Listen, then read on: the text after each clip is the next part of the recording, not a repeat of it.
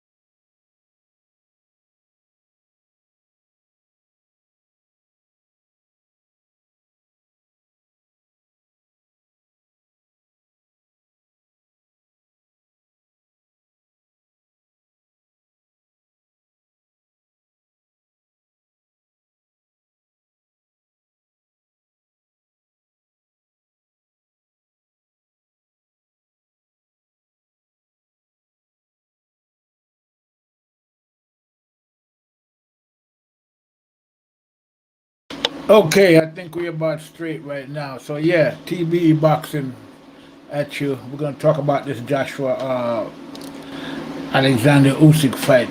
Okay, so as you all know, the fight is coming up soon.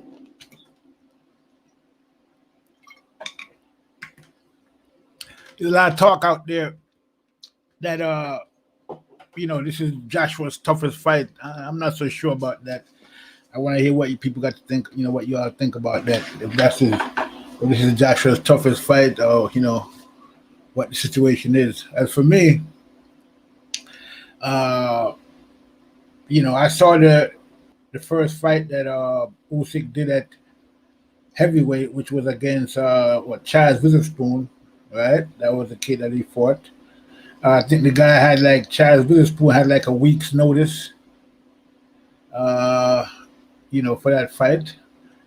And then the next fight was against Derek Chisora, and we saw that fight went, and wasn't that impressive of a performance by Usyk as far as I can see. So basically, he had two fights at heavyweight so far, and neither of those fights have been very impressive. So the question I have is, what makes people think, why do people think that he can, he's going to be Joshua's toughest fight? I mean, I don't think he was Chisora's toughest fight. That is Usyk. So why would he be Joshua's toughest fight? I don't know. But that's what they're out there saying. So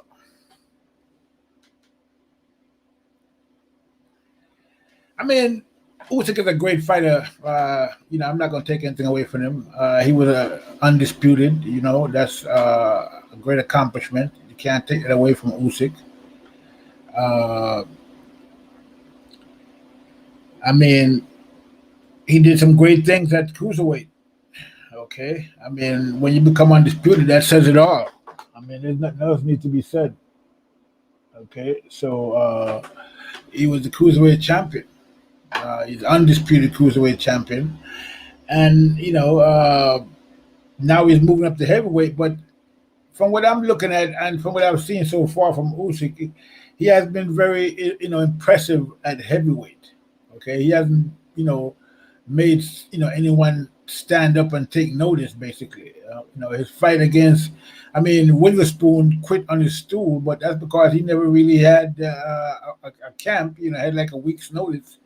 And so, he got tired, what I mean? So, that wasn't much, of a fight. And then the one against Usyk, for the most part of the fight, even though Usyk got some good shots off, for the most of the fight, he was on the back foot, trying to stay away from Chisora. Okay. So, for me, those two performances doesn't, prepare him for a guy like Joshua.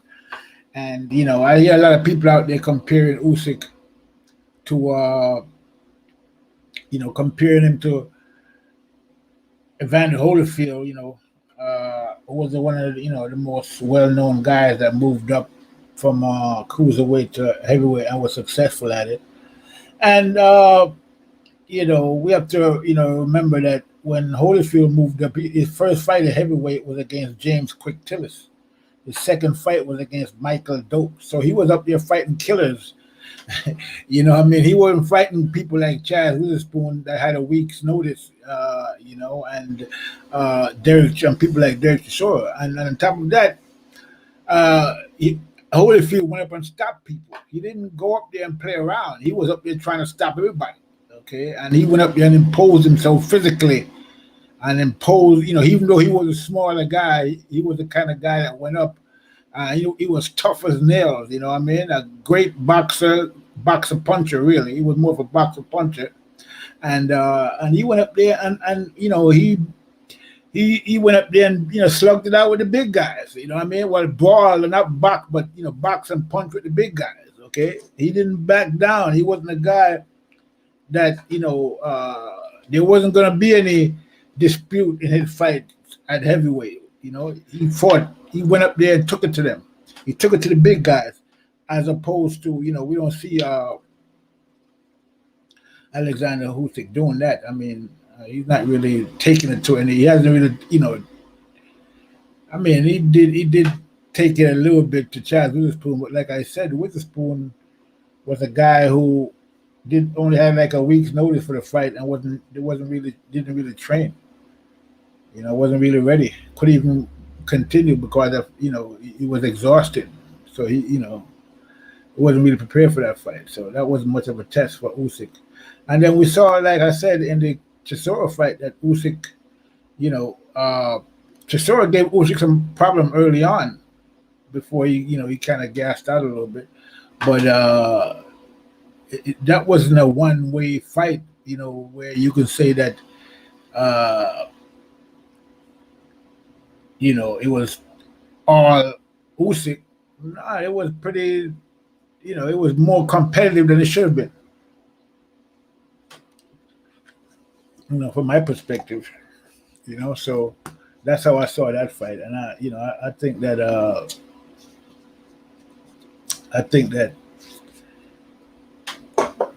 that fight should have been a stoppage by Usyk, but Usyk didn't really, to me, make the effort to. I mean, he was playing it safe the whole fight. I mean, I can understand that. Usyk, in a way, I mean, Usyk is more of a technical fighter. He's not necessarily a knock down, drag out type of guy who go in there and and I don't expect to see that when I see Usyk up there fighting, but I do expect to see him, take the initiative more. You know what I'm saying? And but again, he's playing a little safer heavyweight. I think the heavyweights hit a lot harder than he expects. He thought, but fighting the way he fought Usyk, he's not going to be able to fight Joshua that way. Okay, and Joshua, is going to he's going to be going to have a more effective offense than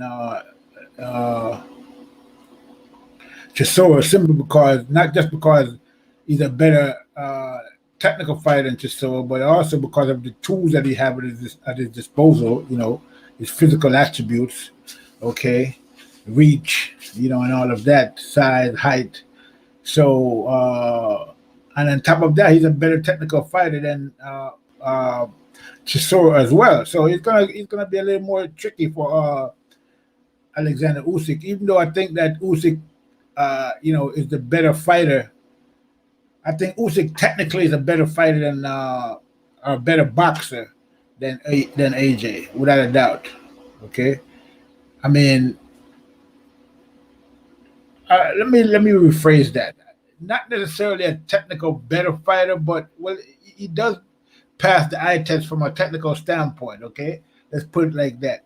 Now, whether him being a better technical fighter makes him more effective than AJ, if they were to fight, is another story. Okay, but I do think that he does have better move. He's much, smoother on the movement, better legs than AJ in terms of movement, and a lot of his defense is based on his legs, his movement. Moving in and out, side to side, moving to the left. Giving the fighters angles, that's all legs, okay? And so a lot of his defense, is based on that, his movement, his foot movement. Now, I don't think his upper body movement or his upper body defense is good. Is that good? He does get touched, okay? And that is, I saw, OBZ, I saw clips of that fight. I didn't see the whole fight, though. I did see clips of the fight, against Joe Joyce, but that was Joe Joyce was at cruiserweight then, and I don't think he was at heavyweight, and that's a different story, I would think. So I mean, but I mean, what's your point? I mean, you was trying to make a point when you asked me if I saw that fight, OBZ.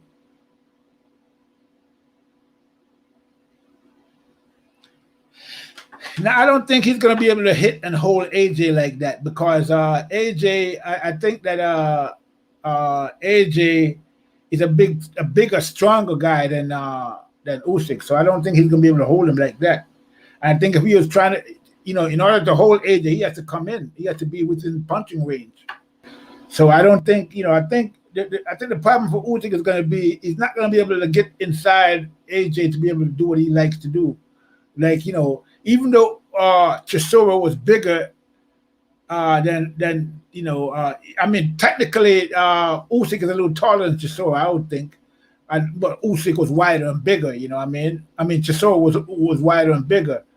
But the reach differential wasn't, that much. There was about the same reach, I would think. Okay, but it's not going to be the case with AJ. AJ is going to be taller and has a longer reach. That's going to be a problem for Usyk, because AJ is not going to just.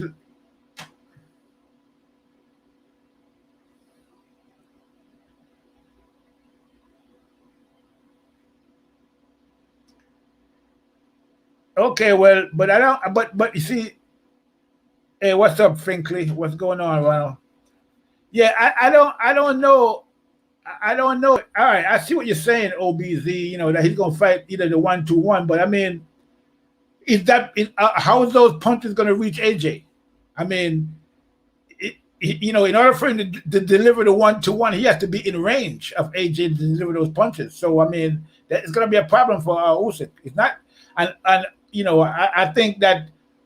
AJ's offense is a much more effective than Chisora's offense. Okay, I think he's a better puncher, better technique all the way around, and plus the range, the reach is going to be a problem for Usyk. And in order for him to get in there, he's going to have to take some punches. And I don't know if he's going to be able to take the punch, a good shot from AJ. I mean, we're going to have to see how that works out for him. But Usyk is going to have to take some chances in this fight. He can't fight the fight that he fought against Chisora, just circling around the ring and tagging Chisora every once in a while and then bouncing back out of range. It ain't going to be that easy to get in on AJ, and then once you get in, it ain't going to be that easy to get out either. Okay, so he's going to take some punishment one way or the other, even when he's coming in or when he's going out. Yep, definitely. He's going to be that danger zone the whole time. So, that we're going to see how good Usyk really is in this fight, and if he can stand up with the big boys. And I got to give it to Usyk. Technically he's a great fighter. I mean, I've watched him fight a lot of different people, and I'm looking at this guy, and then another thing about him is is his in terms of his gas tank. He seems to be in good condition all the time, ready to go. Since he's a boxer, so he's a boxer. He's not really a puncher or a brawler or a fighter. He's a boxer, and he comes into the box 12 rounds every fight, so he can go 12 rounds, and he's in condition for that. Okay, so I think that's a good thing to have as a fighter. The discipline to come in there in condition all the time. That was what Mayweather had over his opponents all the time. Okay, he was always in condition, never came in out of condition. Always came in to do. Mayweather could have done 15 rounds in every fight if he wanted to. Okay, and any fighter that understands what fighting is about understands that, and always make sure they're in condition, because that's the most important thing. That's even more important than your skills. Is coming in conditioning. It don't matter how good of a fighter you are, if you're not in condition, you could have a problem.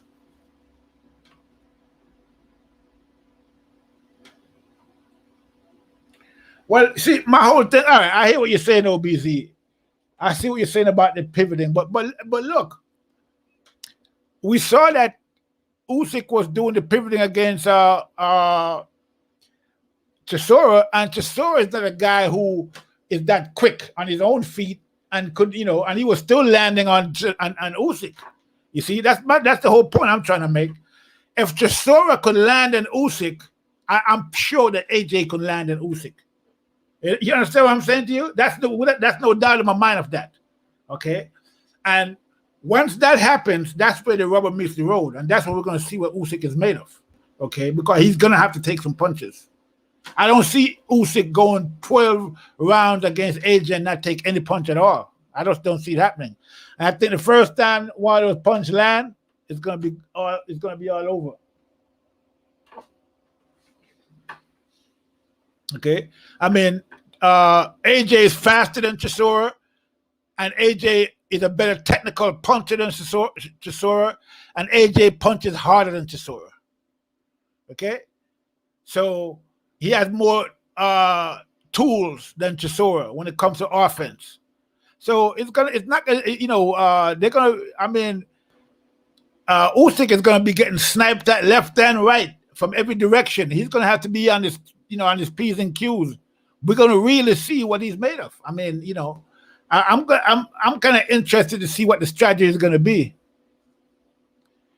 For AJ, the best game plan. Wow, that's a big one. I mean, it's hard against a guy like Usyk, but you see, from what I've seen so far of Usyk, just from what I've seen in the Chaz Witherspoon fight, and what I've seen in the Chisora fight, I don't think Usyk is that tough. He's not a tough guy, like, especially in the heavyweights. Okay, because it doesn't seem. I don't think he has been acclimated to the punching power of the heavyweights yet.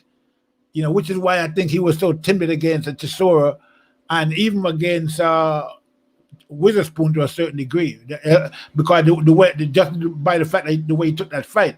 But so I'm thinking that AJ gotta go in there and rough up Usyk. He gotta rough him up. Okay, he gotta press him. Okay, and then sometimes what he gotta do is make Usyk come to him. Okay, he should play the big. AJ needs to fight big in this fight. He got to fight big. He can't go in there trying to fight at Usyk's level. Don't make yourself small. Okay, he got to go in there and he got to fight at the big man. Distance. Keep Usyk at range all the time at the end of his punches. Okay, and fight up the back foot sometime. Don't go in there and try to go after Usyk all the time and let Usyk counterpunch him. Stand up, fight tall, and use that jab. Okay, use your reach, use your height, and use the range against Usyk. That's the way to win. And I think eventually he probably stop Usyk if he get him. If he sets some traps and some the right punches, because Usyk is there to be gotten. He's not ready for the heavyweights yet. And now I heard that Usyk is coming in there at 230 or 230 something pounds, which is like 20 pounds over what he usually weighs. So we don't know what effect that's going to have. If that's going to give him more power, if it's going to slow him down, or what it's going to do. But it's going to be an interesting fight, that's for sure.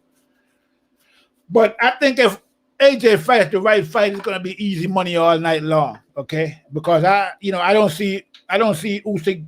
Usyk hasn't shown me nothing against Witherspoon, and he hasn't shown me nothing against Chisora to say that he can beat a guy like AJ. I don't see it.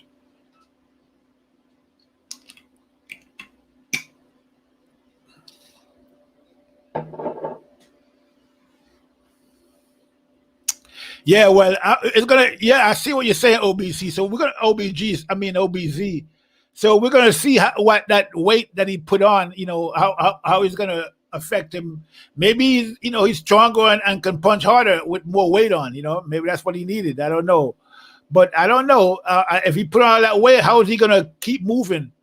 Like he did against Chisora. How is he gonna move with all that weight? And then maybe again, he's not going to move. Maybe he's coming in to take it to AJ, which to me, that's his only way to win the fight against AJ, is to take it to AJ, you see, and go to it. But I don't think he's strong enough to do that, to fight AJ on the inside.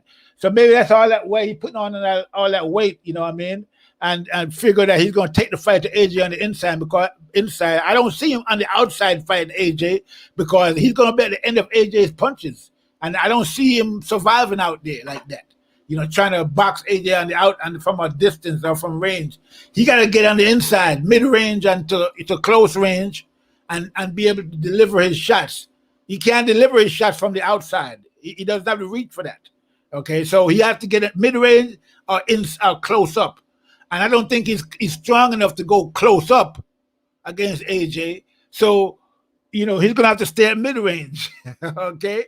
Now, how is that going to work for him? He got to be at a range where when AJ is punching, AJ's punch, is like, AJ punch is going to be like awkward because he's going to be too close to AJ for AJ to really extend his punches. That he got to be at a critical distance, and then at that distance, he's going to have the best defense he's ever displayed. In order to fuck.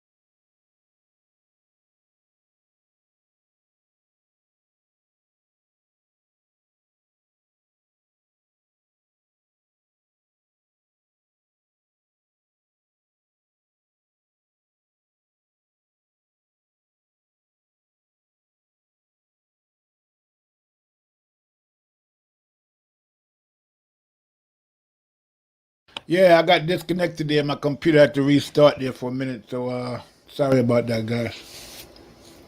All right, so let's get back to where we were. So hopefully you guys will come back because I'm back on now. So I'm just gonna hold on for a minute, see if anybody comes back in.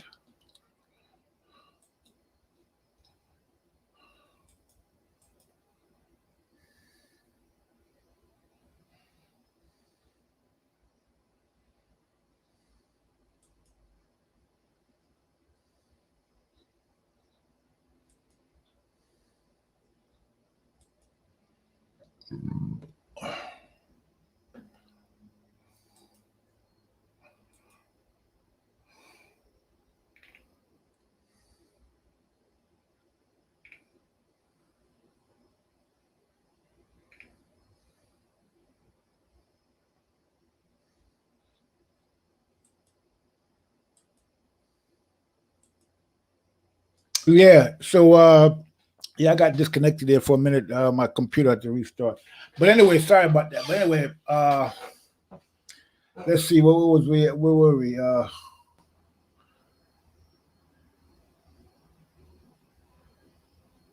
Mr. AJ Roadwork, it seems to be from being able to match Usyk's ring generalship.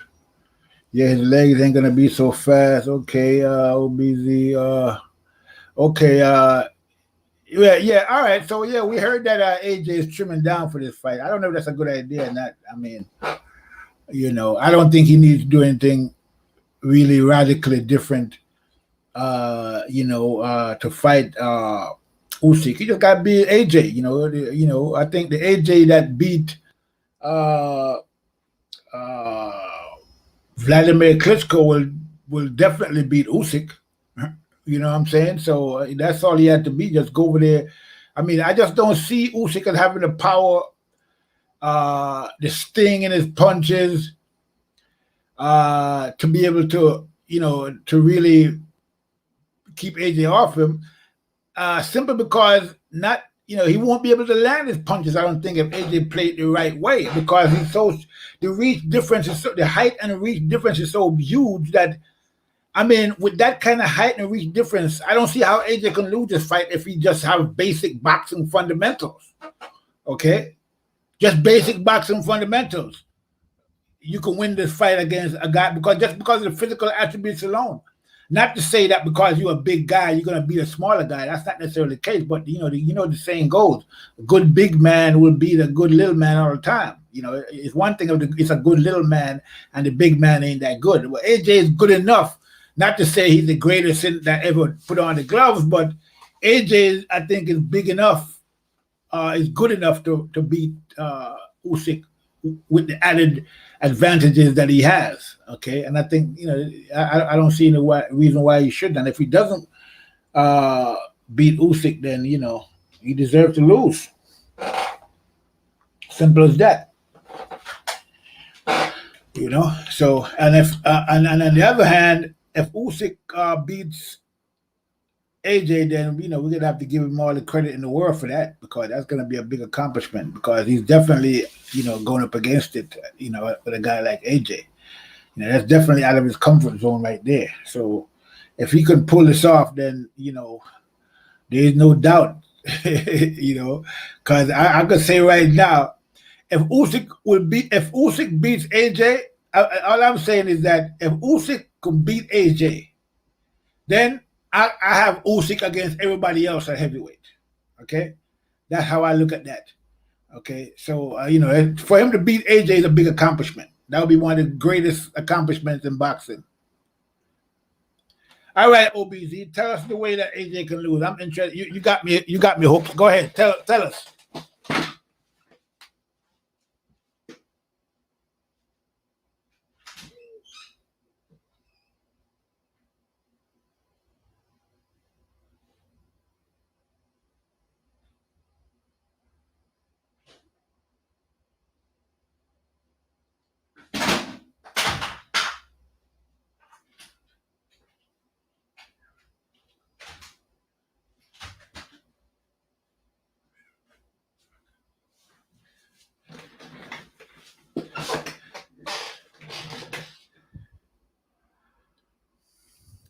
Okay, that makes sense. I see that. But my point, I think that if AJ drops Usyk, I think he's gonna finish him. If he goes to the point where AJ drops Usyk, I don't think Usyk is gonna get back up. And if he does get back up, he's going to get dropped again. I think if AJ drops him, he's going to be finished. He don't want to have to get up the cameras to fight AJ.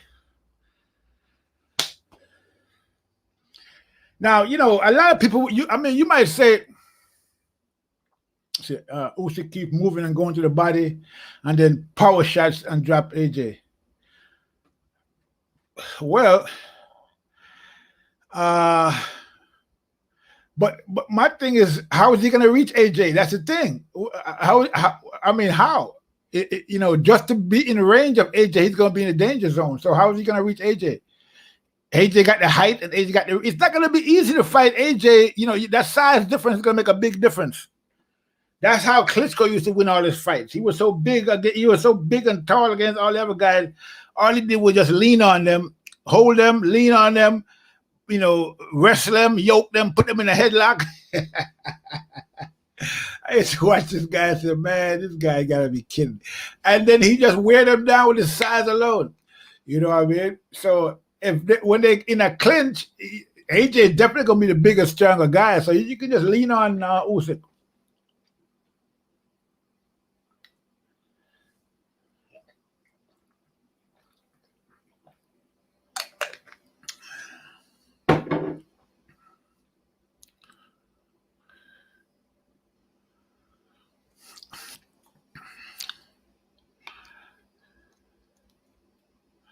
Okay, you keep talking about that fight. Okay, I got you.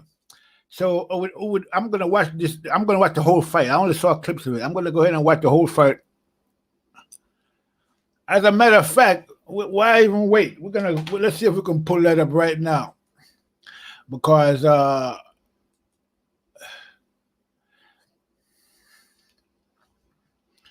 that's I mean, the only thing I see really is that, you know, Usyk, Joe Joyce is a little slower, or maybe a lot slower than AJ. So, you know, it wouldn't be difficult for Usyk to jump in and out against Joe Joyce. I think he's gonna have a little tougher time doing it against AJ, though. Not to say he can't do it at all, but it's probably gonna be He's probably gonna be a bigger risk factor against AJ than it would be against a slow guy like Joe Joyce.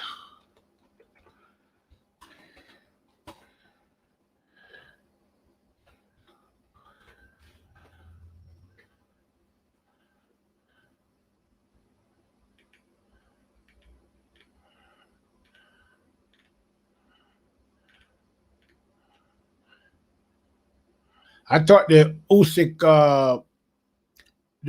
Michael Hunter fight was a pretty interesting fight.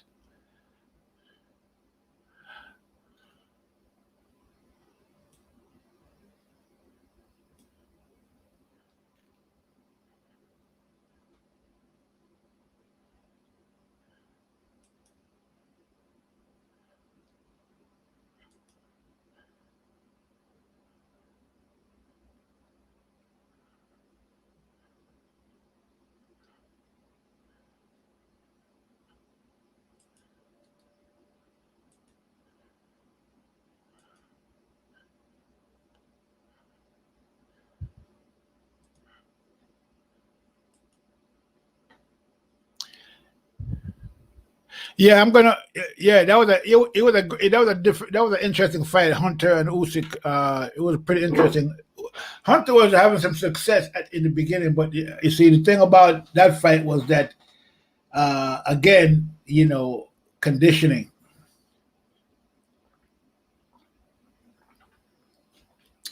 Hunter was able to maintain his output, but Usyk continued to maintain his. And that's what made a difference, okay? Hunter started getting tired. Usyk didn't get tired. He just kept moving on, like he just kept going and going and going and going. And, you know, he just wore Hunter down he outworked him, you know, and overworked him and made Hunter get tired, you know. He just kept upping the pace on him. And Usyk, you know, Hunter couldn't keep up. And so, you know, he started fading. And then when he started fading, Usyk just went on, just kept up in the pace even more. I mean, it was a great strategy. So if he can do that against AJ, then he can probably be successful. But again, the problem with him doing that with AJ is that the reach and the height difference is going to make it a problem. With Hunter, he can reach Hunter all the time. Hunter was always within range. It's not going to be the same with AJ. Okay, he's going to have to make an extra effort to get within punting range of AJ. That's going to be a problem for Usyk. And how he's going to solve that problem, I'm very interested to see. That's why I can't wait to see this fight.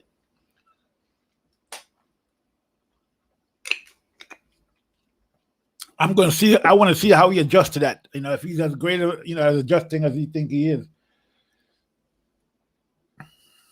Yeah, well, all that too, OBZ. I mean, all that added weight is going to be another X factor in this fight, okay? Because he never fought at that heavy weight before, so we don't know what it's going to do for him, or against him. He might be bigger and stronger. It might not just be fat weight. He might just muscle and he might even be faster. Okay, if he's not cutting weight or whatever, he might be more comfortable. He might be fighting at a better weight. It might be better for him to fight heavier. We don't know.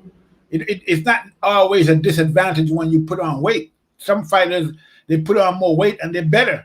And some fighters put on more weight and they get slower, and so it all depends, on the individual. But I know one thing: AJ gotta, you can't sleep on Usyk. Okay, that's he's not that tough at heavyweight. Hasn't shown the toughness at heavyweight yet, but his skills are undeniable. Okay, and you don't become undisputed for no reason. Okay, I don't care who the fighter is. Okay, or who he fought to become undisputed. Becoming undisputed is not an easy job, and nobody does. If it was easy, everybody would be doing it. Okay, so you gotta give Usyk his props, and you gotta be seen as a very dangerous fighter. But again, it all depends. The danger is going to all depend on how AJ approaches this fight. If AJ fight at the right strategy, it should be easy money all night long.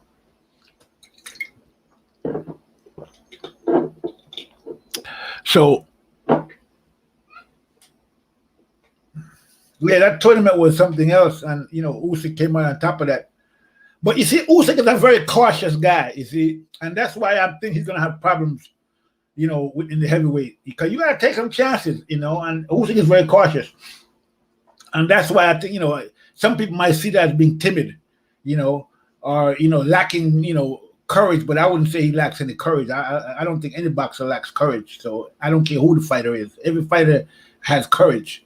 Okay, so so we can't say Usyk lacks courage, but he does. He is very cautious, and which is you're supposed to be as a defensive fighter, and which is what he is primarily. Yeah, you're right. It only takes one at heavyweight, exactly, and so he has to be cautious because he's not really a heavyweight. He's a light heavyweight, really. It's a cruiserweight. You know what I mean? So, and I don't think his frame is big enough to make him the kind of heavyweight that he would like to become. I would think, but unless he could think he can beat all the guys the way he's doing it now.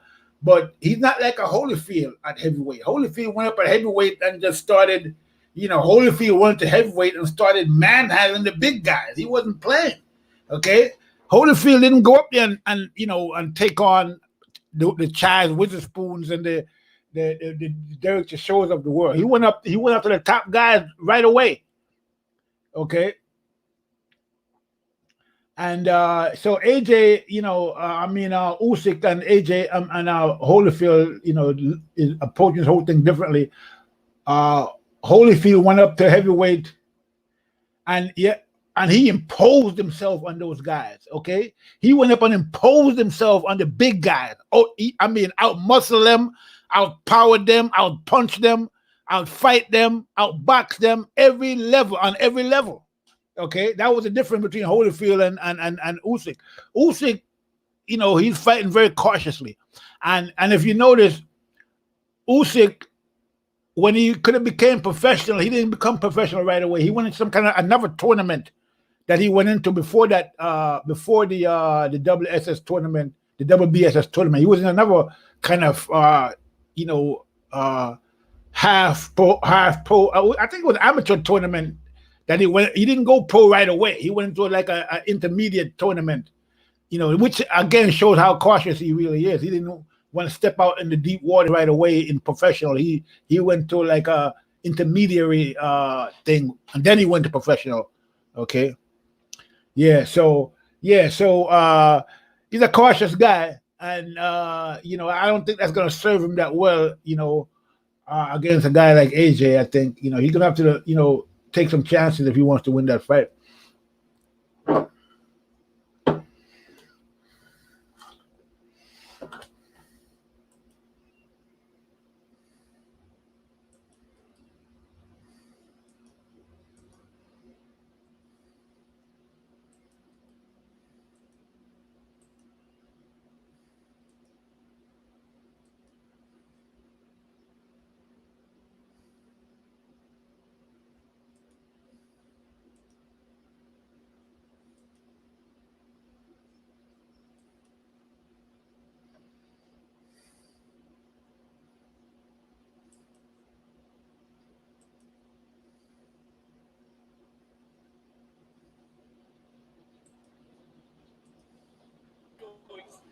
There we go, right there. Set of the evening and could give the Lionhearts the win here tonight.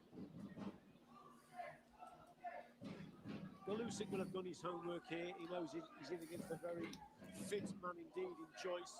And he knows also that he's up against someone who's much heavier than him. So it might be a case of on the back foot and the movements and keeping that gap and distance and trying to outbox Joe Joyce. I think it would be a major risk if he stands toe-to-toe and tries to have a war with Joyce against the heavier man. You look at the range. Look at where Usyk is with Joe Joyce, right? And look at, you see, even though Joe Joyce is bigger than Usyk, and look how slow Joe, and look how tentative Joe Joyce is. He's not even throwing the punches with any kind of oomph to them. Because Usyk is keeping him off balance. And look how squared up Joe Joyce is. I can tell Joe Joyce is really a rookie at this stage of his career. Usyk very sensibly, not getting involved, staying center, staying off the ropes. So I think if Joe Joyce was to fight Usyk now, it would be a whole different ball game. I don't think we'd necessarily get the same result because look at Usyk there. I mean, look at Usyk and Joe Joyce there. Usyk is, Joe Joyce is clearly, outclassed. He's not. And tentative, okay, very tentative. And even at being as he is, you can see that Usyk is having a problem getting inside right there. Okay, and Joe Joyce is not really doing anything. Okay, but look at Usyk. He's having a little difficulty getting inside. You see, and Usyk is and Joe Joyce. Look how squared up. Oh, Joe Joyce is wide open. I mean, this is what I'm saying. See, Usyk should stay in the pocket a little bit longer and deliver his punches because he's a faster puncher, quicker puncher, but he's just too cautious, and so he doesn't take any chances like that. Trying to close the angles down, Joyce. And for the uppercut as well, with the straight punch combinations. 20 seconds left on the Okay, good shot. See that shot right there, that left? He should have followed it up. You see, not just a one shot. He needs to still combination, but he doesn't stay in the pocket long enough to do that. He's too cautious. One punch is not really going to do it for you especially against the big guys. Needs to finish on the left hook. Usyk's got that right hand a little bit low, but it's a good round, I think, for the Olympic champion. I think he took that round. Fighting giants, you're not going to chop them down with those one punch at a time because you don't have that kind of power. So you're going to have to throw combinations. That means you have to stay in the pocket longer, and you might. But if you can deliver, if you can hit the guy 3 or 4 times before he might hit you once, but then you might be good enough. Some guys are good enough to where even if the guy hit them once, he doesn't even hit them solid, like Mayweather. It's like you never really, even when you hit Mayweather, you never really hit him. Rarely have I seen Mayweather get hit with a solid punch. Because even when he gets touched, he's always moving away from the punch. He's so good at seeing the punches coming. Every punch, he's always moving away from it. And even when it's almost like even when the punches get ready to touch him, he just moves. So,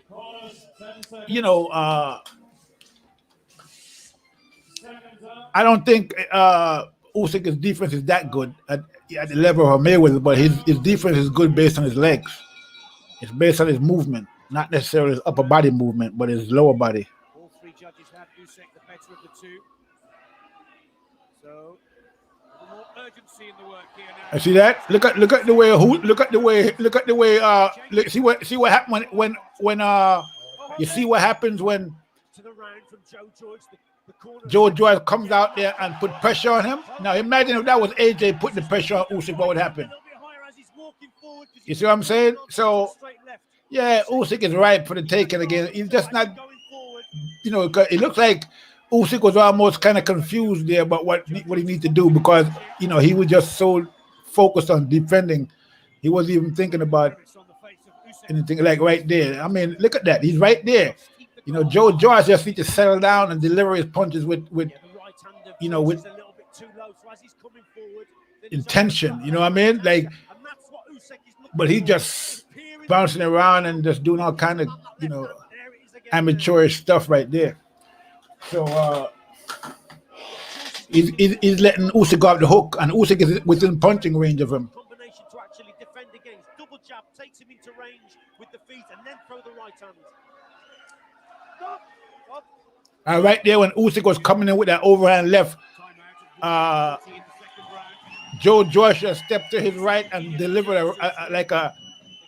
a nice uppercut. You know what I mean? But he's not even thinking about nothing like that. You know what I'm saying? He just, I mean, why are you moving away from Usyk?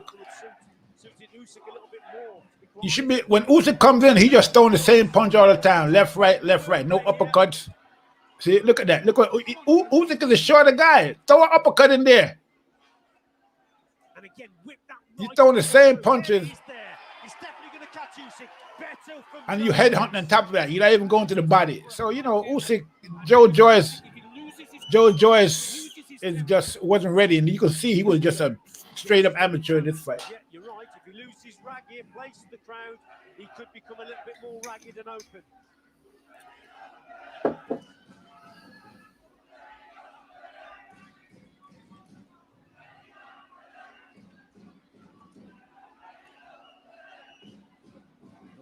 See the uppercut? He just threw a couple of uppercuts, and look what happened.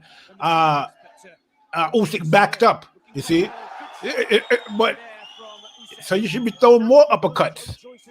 Anytime you're getting close, an uppercut should be coming. Like look how Usyk bouncing left and right and putting. Every time he does that, uppercut and a hook, uppercut. He should be uppercutting right now, but he's not throwing the uppercut. See, as he's coming forward, Nick, there's the right hand, it's too low. Anytime Usyk throws that left hand, that straight left, he should come underneath with the uppercut. Dip down and come underneath with the uppercut. But he's not doing none of that. He's just throwing the same punch out one after the other, and he's headhunting the whole time. No, not one body punch he threw so far. It's crazy. With just a few seconds left. Not just no uppercuts, but no body punches. I mean, you a big guy. You should be punishing Usyk's body with body punches. I mean, come on. Yeah. Usyk is going to dance all night if you don't work that body. Usyk obviously got the better of it. He won that round. As Joyce is coming forward, really go for it at the start of the round here. Look how he's manhandling Usyk. He just got to be more, but he's just.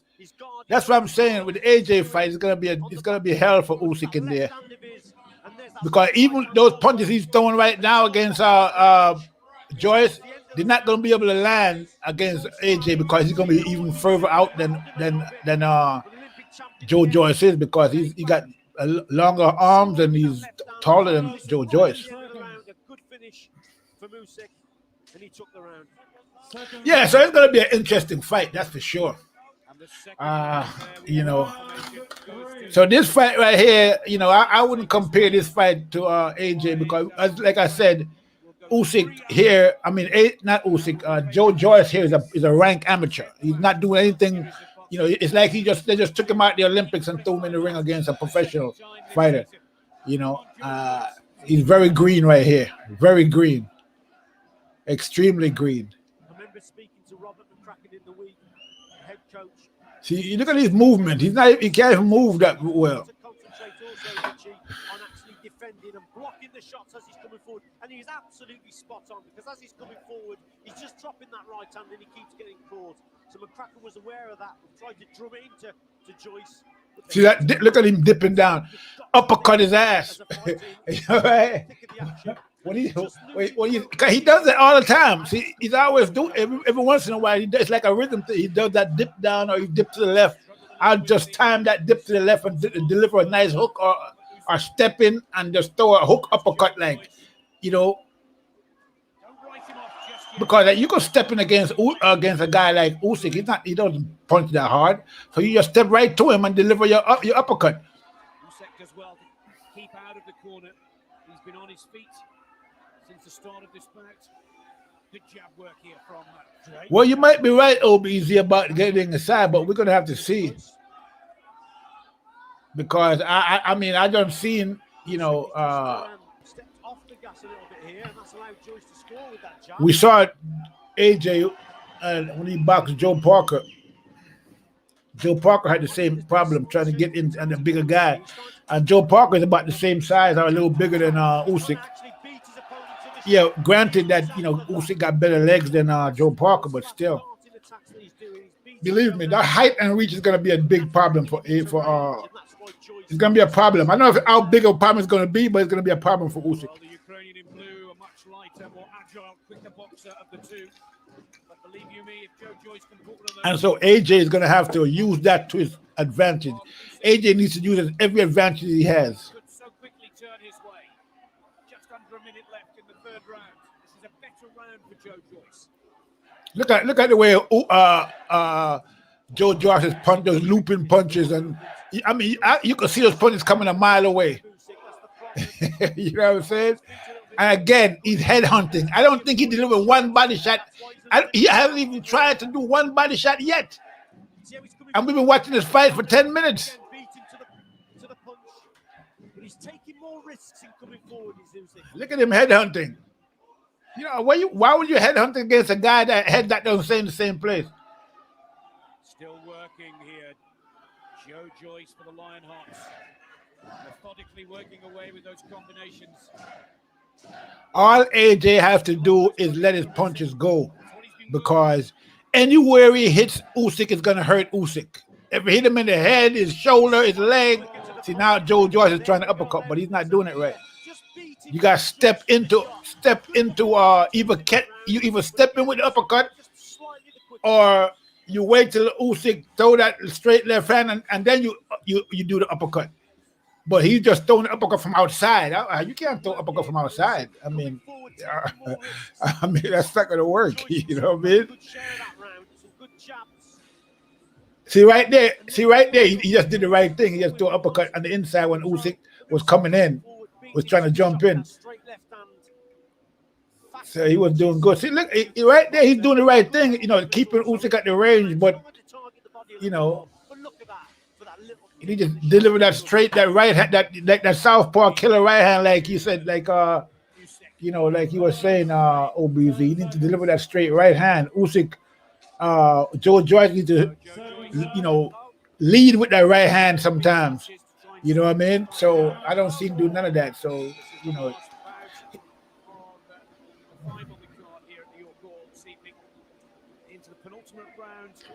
Yeah, you can see that. You can see Joe Joyce, you know, was kind of green here. He didn't. I'm surprised his corner is not telling him what to do. You know what I mean? You know, I understand. It done his corner. Let's see if he do anything different in this round or not. See, now look at that. Close up. Inside uppercut should be blazing away. He's close enough to deliver them. He had him against the ropes for a minute or two. I mean, a second or two. See what Usyk is doing? Usyk is out punching him in between his punches. And that's what Usyk needs to do more of if he's going to be successful against AJ. He got to do more of that, but he got to stay in the pocket to do that. But now you look like he's trying. See, now look at that. He just delivered 2 good body shots.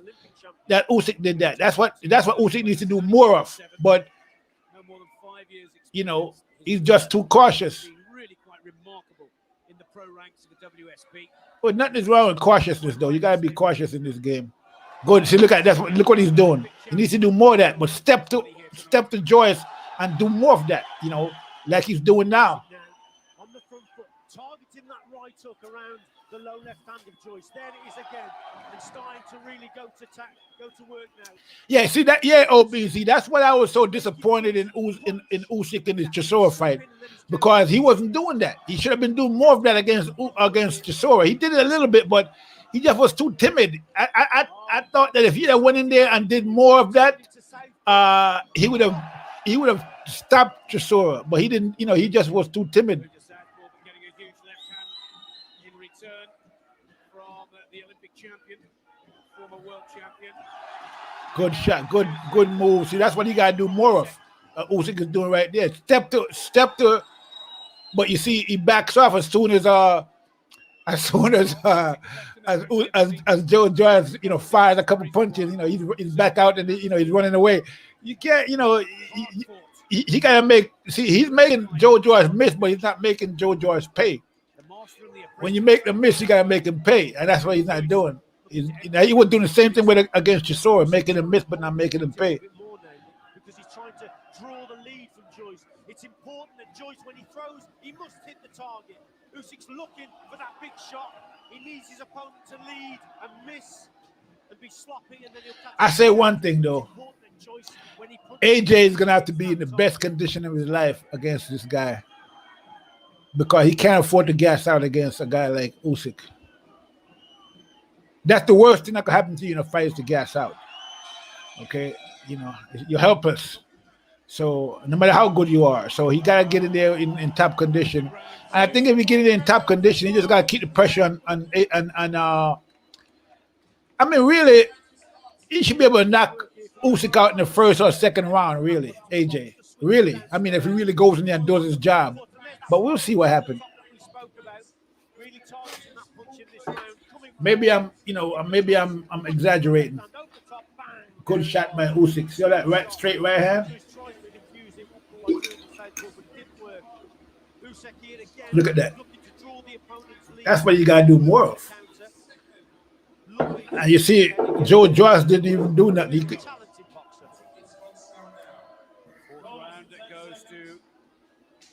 Now Joyce is doing that, because Joyce is not even. You don't even have any defense, really. And they brought 2 of their finest to London this evening, and the second of the duo, Oleksandr Usyk, has given a superb display against the Lionheart's Joe Joyce.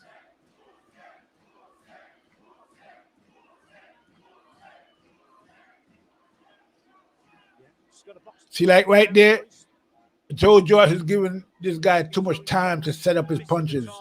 You see, you should be stepping towards Usyk, not just have him out there, you know, just deciding what he's going to do like he's doing now. No, you can't give him that much time to do nothing. You should be putting the pressure on him. He shouldn't get no time to rest. Okay? The pressure should be on him. As soon as he get up off that stool, you're on his ass. You can't give him no chance to rest or no chance to think or none of that. You got to put the pressure on him. Just keep firing punches his way. So you got to keep staying the defense. But again, you know, you got to be the big man in there. And Usyk, you know, Joe Joyce is fighting like he's a little man.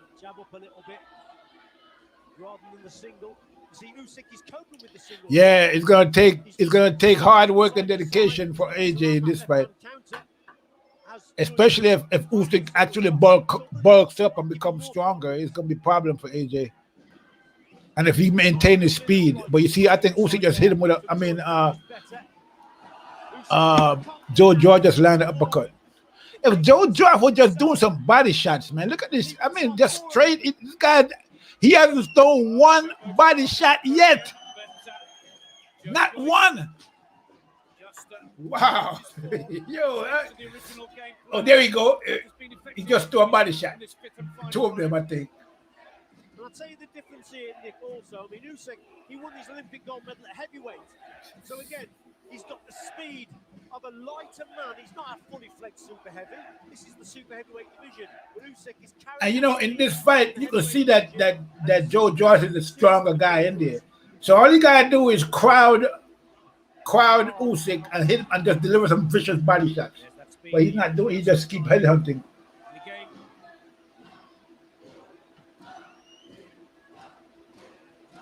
And then he's giving Usyk all the time in the world to do what he wants. Usyk just decides when he wants to come in, when he wants to go out. Luring in. And Joe Joyce is just standing there. Joyce clever. Don't just throw a bit and it'll be wasteful. Hold on. Well, counting down. There you go, Joe Joyce is stepping to him. Final round. And Usyk has got this one. But you see, Usyk is, you know, Joe Joyce can't maintain he can't maintain the pace. You see, this is where the difference is going to be at, and this is where Usyk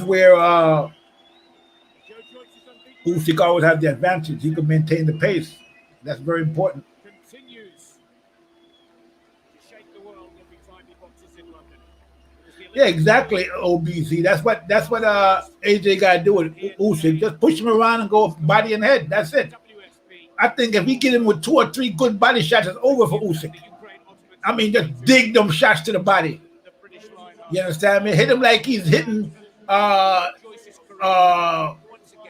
you know, like somebody Fury. Just dig them shots to the body. And I think just the body shots alone will double up Usyk. If AJ could deliver some good, strong body shots. That's what I'll be doing. I'll go for the body early in that fight. I'll be working that body. He's not going to be out there dancing around 8, 9 round in the 8th or 9th round. Okay? If he goes that far. My money's on him to go out there in Brazil and hopefully win a gold medal.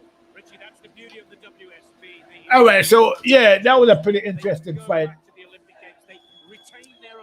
Usyk is definitely a good fighter, and you know, but you know, in this case, as we saw,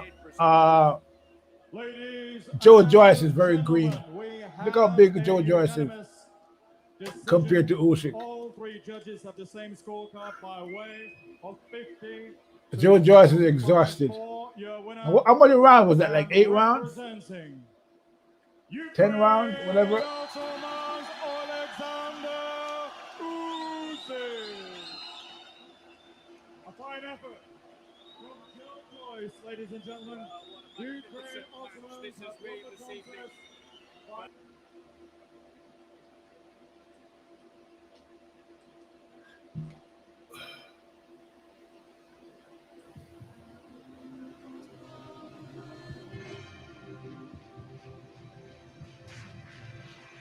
Exactly. Yeah, that's the thing. You know, I don't think. See, like I said, you know, we all saw that. You know, we saw what we saw here. You know, Joe Joyce was very green. AJ's not gonna make all those mistakes that Joe Joyce was making. Okay, it's not gonna happen. Okay, he's much more experienced than Joe Joyce was at that point in Joe Joyce's career. So those things that we see Usyk doing in there against Joe Joyce is not gonna work against AJ because AJ has no problem delivering that uppercut. AJ has no problem delivering that straight right hand. AJ has no problem delivering that hook. AJ got no problem throwing combinations. Okay, so it's gonna be an interesting fight. Along with Modern Times Group and Team Zauerland, sponsored by StubHub, Cruiserweight.de, Favorite Sport, and Favbet. This bout is sanctioned by the World Boxing Organization along with the Austrian Boxing.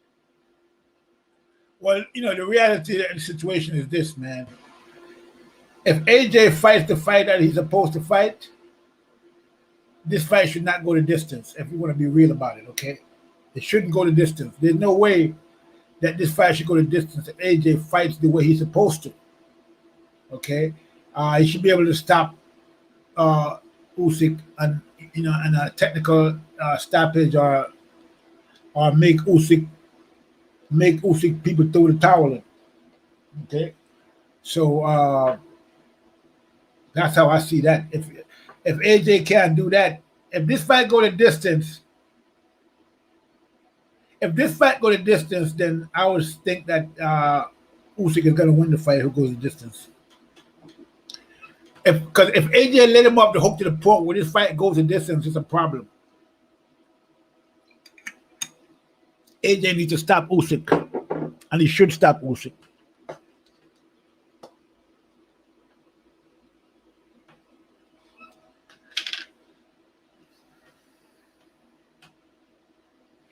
I mean, if he doesn't stop Usyk, it's a problem as far as I can see. He should stop him, okay? Again, because, I mean, if we look at the Chisora fight, yeah, I agree with you 100%, OBZ. Definitely, man. He should stop. If he can't stop Usyk, then hey. But then again, you know, we can't really say that. I mean, you know, I don't want to underestimate Usyk because he's a great fighter, okay, and he's good defense. But again, it's just when you look at the advantages, and I'm not even talking about the size. You know, I'm not talking about how big AJ is, you know, in terms of his, you know, his width. Like he's a big, wide guy. I'm talking about just the height advantage and the reach advantage. Those two things there is enough to beat Usyk if you use them correctly. That's all I'm saying. Okay? Those two things, the height and the reach, those are advantages. He could use those and he could beat Usyk because, and the reason I'm thinking he could do it is because we saw the way Usyk fought Chaz Witherspoon and we saw the way he fought Chisora, and he's a very cautious fighter. Okay, so with those two things, you can keep him at range and just, you know, put pressure on him. Excuse me.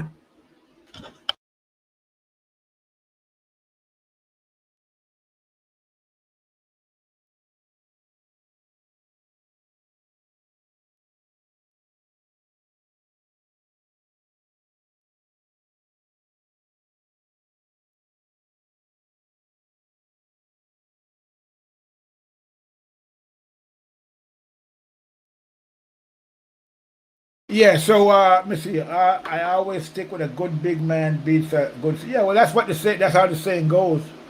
You know, we have seen that, you know, many times. Okay, saw that with Spence and Mikey Garcia. Saw that with Yurokos Gamboa and Terence Crawford. But it doesn't work all the time, though. I mean, we saw that the little man Ruiz beat AJ.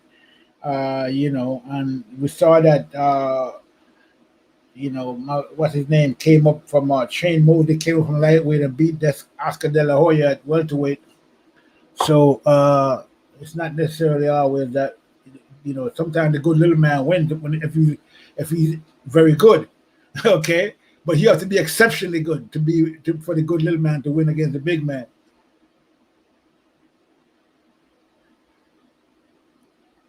Well, yeah, I agree with you, frankly, about that. But you see, the thing about that is that not every fighter understands how important the jab is, and very few of them use the jab effectively. Okay, very few.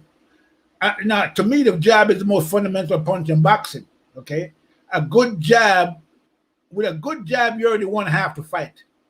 Okay, if you use your jab effectively and the way you're supposed to use it in a fight, then you already won half the fight with just the jab alone, just by the use of the jab alone. Because the jab, everything works off of the jab.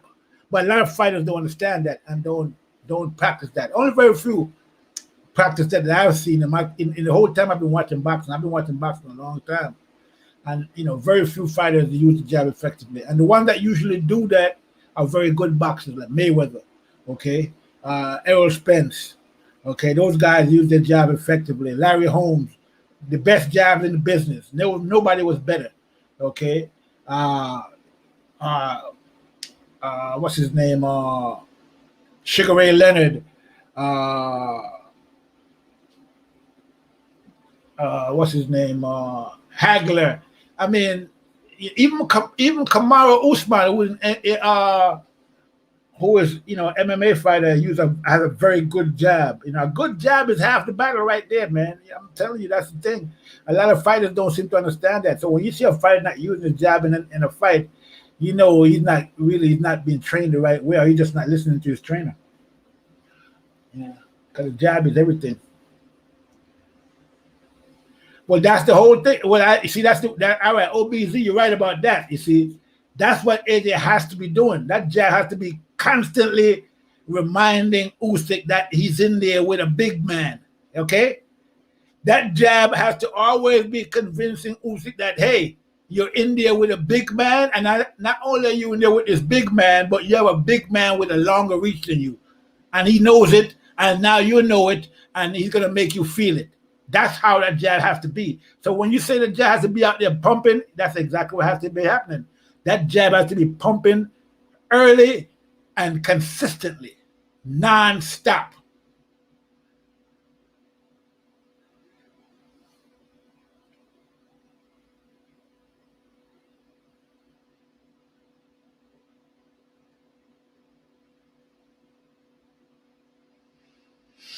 Yeah, I saw the fight with Brady. So, that's debatable who won the fight, really. But he definitely looked unimpressive against Chisora and Witherspoon. And like I said, Witherspoon only had a week's notice. So, go figure.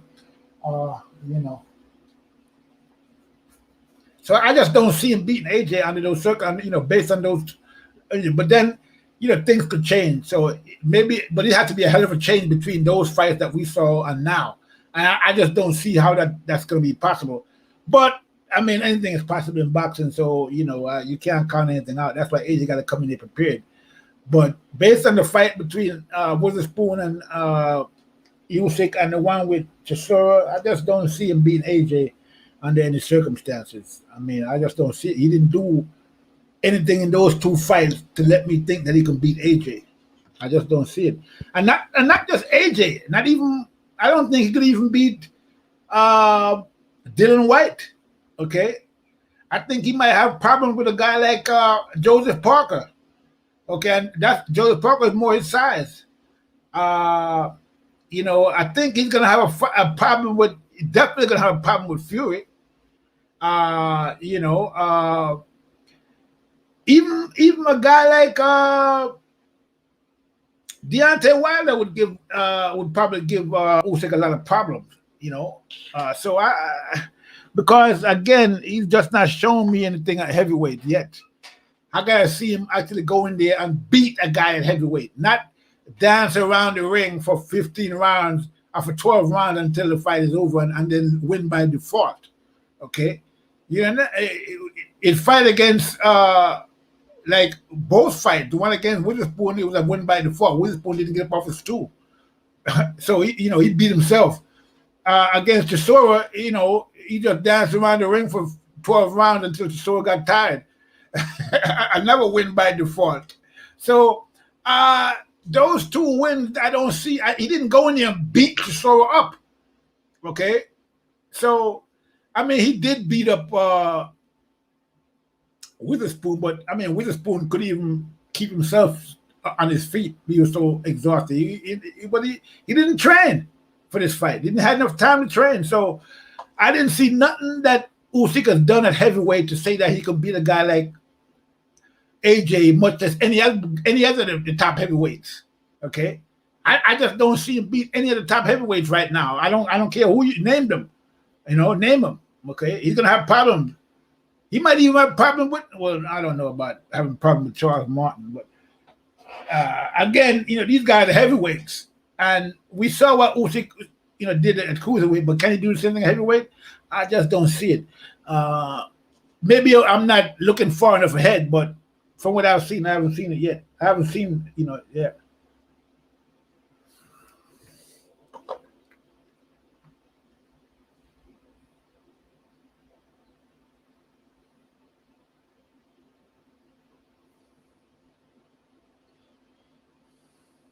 Yeah, a lot of people keep saying it's gonna be AJ's toughest fight. I just don't see it. I think his toughest fight was against Klitschko, and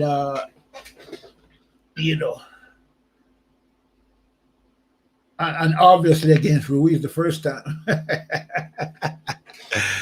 So I think a lot of people are pinning their hopes, on the Ruiz fight. You know what I mean? I think a lot of people are pinning their hopes on that fight and saying that, hey, if Ruiz can get to AJ, then Usyk can get to AJ. And there's a lot to be said about that. Okay, there's a lot to be said for that. Okay, I can understand that line of thinking. Okay, but there's only a couple of caveats that we gotta look at. First of all, is that Ruiz is an actual heavyweight, even though he's about the same size as Usyk. That doesn't mean anything. I mean, they're not really the same size, but I mean height-wise, I'm talking about. But even he's been fighting heavyweights his whole career basically, so he's a heavyweight fighter. So he's used to, he punches like a heavyweight, and he can take punches like of a heavyweight, which Usyk doesn't seem to be able to do at this point. Usyk don't seem to be able to take the punching. He can't seem to take the punching power of the heavyweights, because he was, against every time Chisora landed one on him, he went on his bicycle and rode like this devil was after him. So,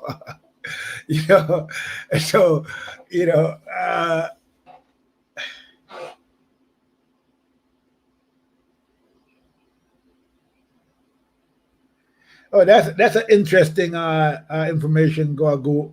What how you pronounce that? Gorguruga. It's an interesting name. Gorguruga. Or is it Gorguruga? Is it Gorguruga or Gorguruga? Or Gorguruga? I like that name. But anyway, yeah, that's an interesting tidbit of information. Both of these guys are trained by Loma's dad. That's interesting.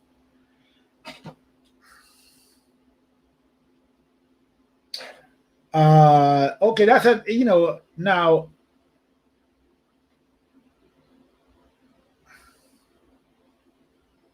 Yeah, the fight is similar except for one thing. I get, see, I like AJ's, I'm gonna say, let me just talk about AJ for a second. AJ is like he to me, he's still kind of has a lot to work on, okay, in terms of his, his fluidity in boxing. He's very kind of stiff, to me. Doesn't flow as smoothly as he should. He's not like a flow rhythm fighter. Like he's a technician, and he goes in there and he's a puncher, really. But he showed that he can box too when he has to. Okay, so it's gonna be interesting to see what AJ comes to this fight. It's gonna be very interesting. I want to see where he is now in his development. This should be interesting. This is gonna bring out a lot in both of these guys. I think both of these guys are gonna, be tested in a certain way. But again, I just think that if AJ plays his cards right, this should be one of the easiest fights of his career. Even as great as Usyk is, it should be easy for AJ.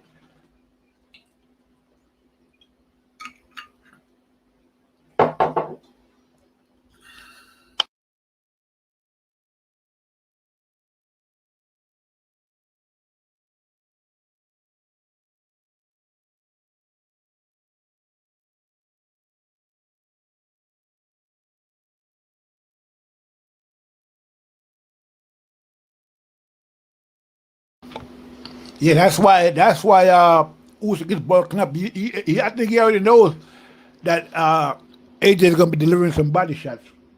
So, yeah, but Wilder, you say Wilder telling Free, I hope you burn in hell. I swear boxing is getting too personal.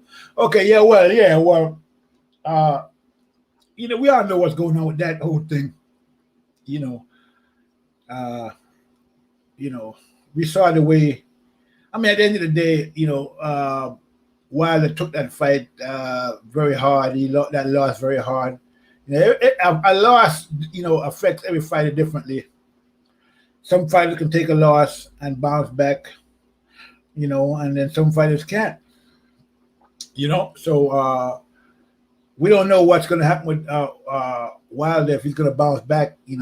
I mean, he didn't look that good, a year or two ago. I say a year ago, it looked like he was headed down a different path. But, lately, we have seen him working out, actually doing some of the things that people are saying, including myself, are saying that he should be doing, that he should have been doing, and he should do those things to get his game up to par, and he seems to be doing it.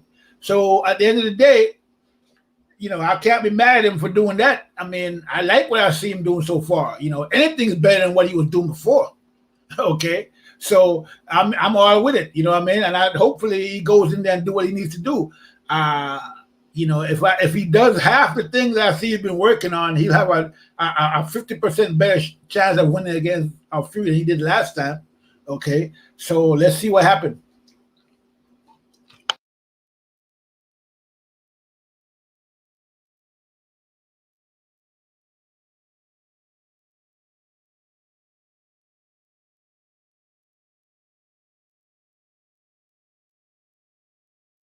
Like I said before, OBZ, if Usyk wants to come in like he was doing just now on AJ, he's going to pay a price. Whether or not he's willing to pay that price, we're going to see.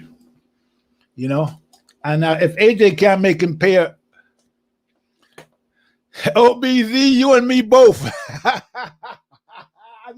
I never thought I'd hear myself say it, but yeah, you and me both. Boy, I might have to pick Wilder in this one because he's out there looking good and looking strong and looking fast and looking like he's supposed to look. Like I always said it, man. Wilder, if Wilder actually learned to box, he'd be the most dangerous guy in heavyweight in the history of boxing. Okay, if he actually learned how to box. Just imagine if Wilder can box as good as, say, like Fury or AJ, and with the power that he has, who could beat him? Nobody. You know what I'm saying? Nobody will be able to beat him in heavyweight if he could actually box, because with all the power that he had, because he already has the equalizer. All he had to be able to do is set it up the right way instead of just depending on it, over-depending on it, using it like a crutch. Using it to the advantage instead of abusing it. That's what he needs to do, and that's what he's been doing, abusing that right hand, to the point where, it became useless to him at the end of the day. So, let's see what he's going to do now that he's out there training and doing what he's supposed to be doing.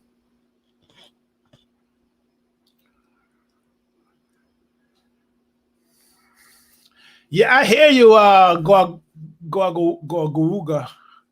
But in this case, I still see Fury as having the edge in this fight. But I do think that Wilder's chances has improved markedly, based on what I've seen him doing and the attitude that he's taking now towards this fight, by actually training and trying to widen his punch selection in terms of the things that he does in the ring. So if you can go in there and actually, execute some of these things in the ring against Fury, especially the body attack, I think he could be successful, and not to say that he's going to be successful, but I think the possibility of him being successful goes up exponentially if he actually goes in there and executes some of the things I see him training on. It'd be great. It'd be a great fight. Make the fight much better. Because other than that, it's just going to be the same thing we see from the last fight. If he doesn't make any changes, because I heard people was out there talking about, Wilder don't need to do anything different. You just need to go in there and depend on that. No. I'm glad Wilder didn't take none of that advice and actually realized that he did need to do something different, and he's doing something different. So let's see if what he does different can achieve a different outcome than what he did the last time. I think he will. I think it'll make the fight better. I think he could possibly win the fight based on, because everything I'm seeing from Fury is telling me that Fury don't even want this fight. Okay? So I don't see Fury, I think, I don't know what's going on. Who knows what's going on with Fury anyway? Fury is neither here nor there. So God only knows what's going on in his head. But I don't think he really wants to fight against AJ. I think he's worried because AJ is actually doing something. He should be worried because, you know, the fact that the fact that Wilder is actually doing something, you know, shows that, you know, he's taking this thing seriously. And, you know, yeah, Fury is acting crazy right now. Nobody knows what the hell he's doing or what he's trying to do. You know, I hear all this talk about, you know, him firing the guy from Kronk there, or something like that. But I think that's all bogus rumors. Because why would he do that? That's the guy that got him to win the fight, the last fight, gave him the strategy to win the fight. And I think that if the thing is going to be if Fury goes in there, I mean, if Wilder actually make the necessary changes and then can actually, because you can make changes in the gym, okay? Everybody can make changes in the gym, but the way the changes got to be, you know, where the changes count is in the ring. And we haven't seen, you know, Wilder actually doing any sparring, okay? So we can't really judge what, you know, how effective any of those changes. We haven't seen him, you know, do any of those things in actual, you know, combat or even simulated combat, like, you know, in a you know, in the gym where they're training, you know. So we haven't seen none of that. So we can't really say. But again, I'm just glad to see him actually doing something instead of just sitting around and waiting for the fight to come and thinking he's going to do the same thing he did the last time and you know, and win. So he's making the necessary changes. So, you know. Well, I would, Gorguruga, I wouldn't doubt that, you know, it is possible. You know, that's why they pushed the fight back. I think they pushed the fight back because, not necessarily because Fury got knocked down, but because he wasn't ready. I think he was out there bullshitting around, partying like he usually do, and wasn't really training for the fight because he probably thought the fight wasn't going to come to fruition until they mandated the fight, you know, till he lost that court case, and then you know, he had to fight. So now he need more. I think he just need more time to train now. What all that COVID thing was about and all, I think it's all fake. You know, he just needs more time. He's trying to starve for time.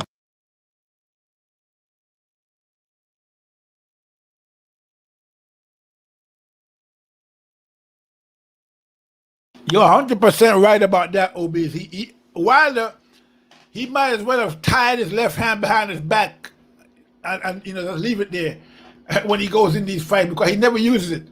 Okay, so, you know, yeah, I agree with you with that, for real.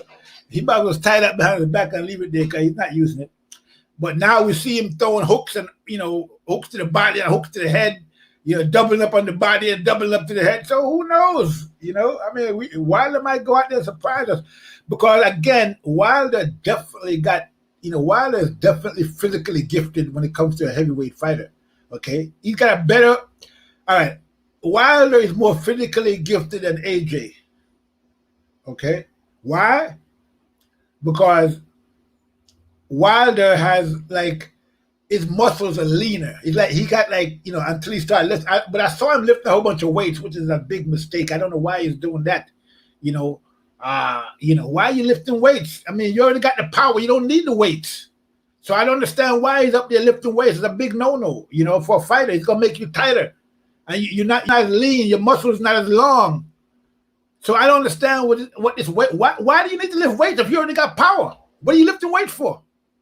I mean, I don't understand what these guys are doing. That's right. I don't understand the training. You know, these guys, you know, what kind of training these guys are doing sometimes.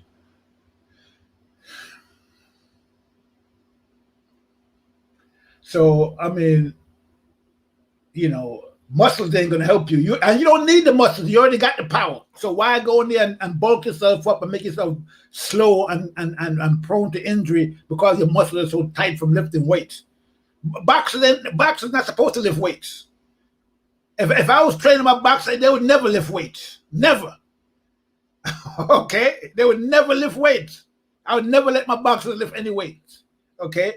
So, you know, this weightlifting crap that he's doing, I don't get it. That's why I'm kind of worried sometimes, when I've seen him doing all that shit, lifting weights and and it's not even that much weight. He's lifting to 200 and something pounds or something and acting like he's lifting 400 pounds.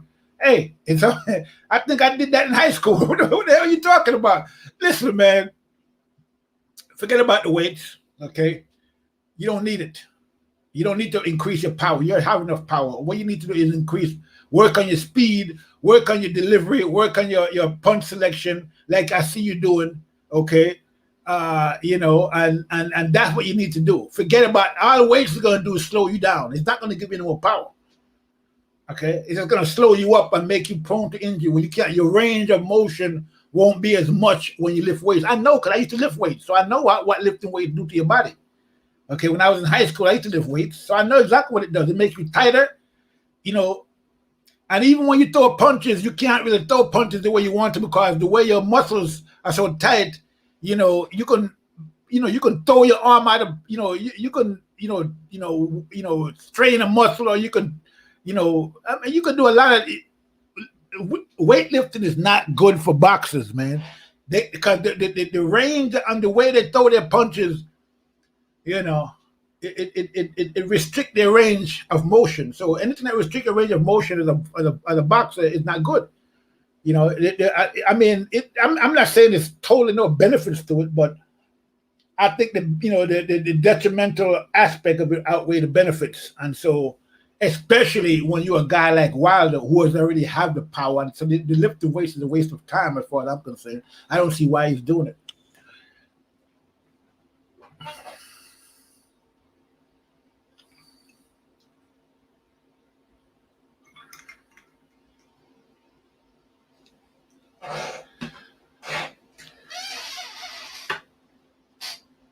So, but, that's Wilder.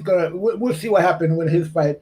When that fight comes up, if that fight ever happens, because of the way Fury is acting, he might even show up for the fight. He might say he got some mental breakdown or some crap again and decide not to fight, because again, we have to remember that when after he won the title from Klitschko and he was the champ, 3 belts. What did he do after that? He fell apart. You think that you just won all the titles, well, not all, Wilder still had the other title. You think that after you defeat a guy like Klitschko who's been reigning for 10 years that you be at the top of the world, but he just fell apart after that.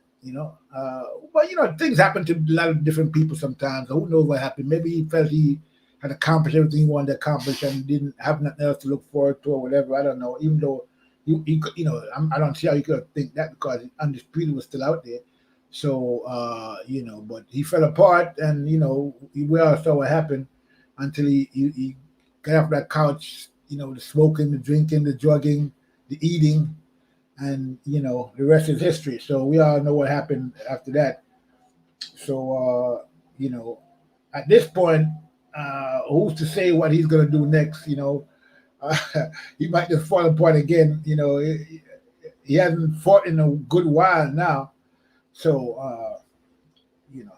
we don't know what to expect from Fury. But, that's neither here nor there. We'll see what happens in that fight. Right now, we just concerned with this AJ fight. And I'm just, I can't wait for this fight to get going, because there's so much interesting things that we're going to be seeing in this fight. And, I think that Usyk is a very interesting fighter. I think he's a great fighter, actually, without a doubt. I mean, you don't become undisputed without being a great fighter. A special fighter, okay? Exceptional fighter, he's an exceptional fighter. And it's going to be interesting to see how he's going to approach this fight against AJ with so many, being so disadvantaged in this fight, okay? And so this is definitely going to be it's definitely going to be the most interesting fight of this year, I think. I don't know if it's going to be the best, but it's going to be the most interesting from a, boxing standpoint, to see how, this plays out, So I'm definitely looking forward to it.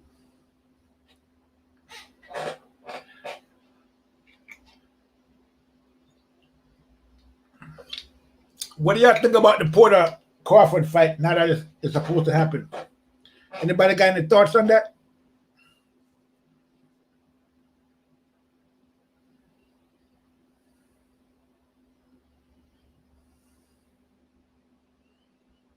Yeah, well, with Fury, yeah, Fury is definitely unpredictable. And he does he plays a lot of mind games in there. So you never know what he's up to. You know what I mean? He could be playing games, he's always saying stuff and throwing people off and saying things that, out of the ordinary. So he's definitely a guy that plays a lot of mind games with his opponents and with the fans too, and the public at large. So he's definitely unpredictable. There's no doubt about that. But what do y'all think about this Porter Crawford fight that's coming up? Any thoughts?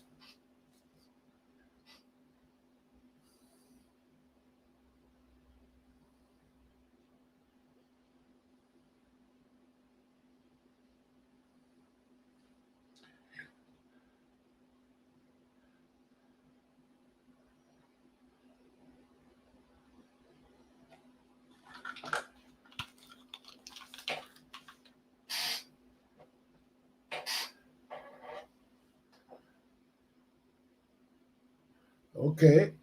Porter, you got him by KO. That's interesting. Okay. Crawford by KO. I can see that. I can see that happening.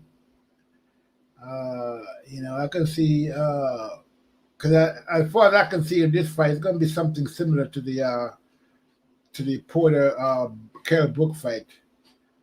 Porter's going to be trying to jump in on Crawford, and Crawford's going to be moving, fighting out the back foot, and then he's going to hit Crawford with something coming in. But the difference between Porter fighting Brook and Porter fighting Crawford is going to be the power difference and the hand speed difference.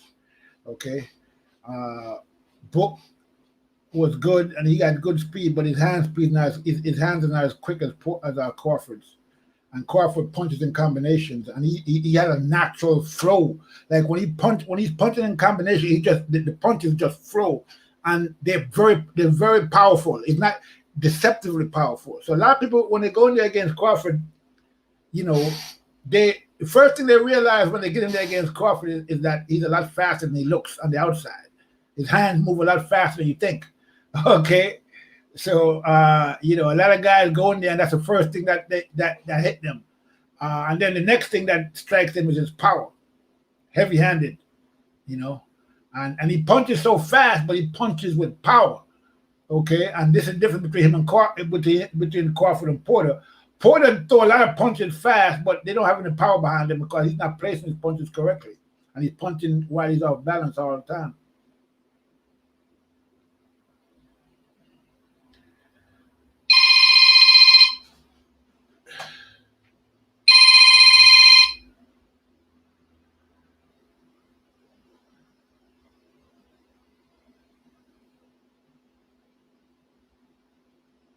Well,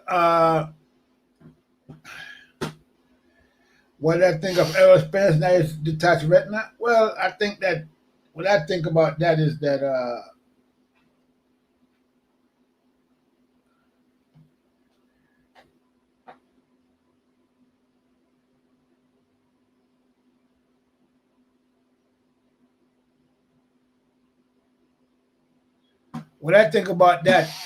is that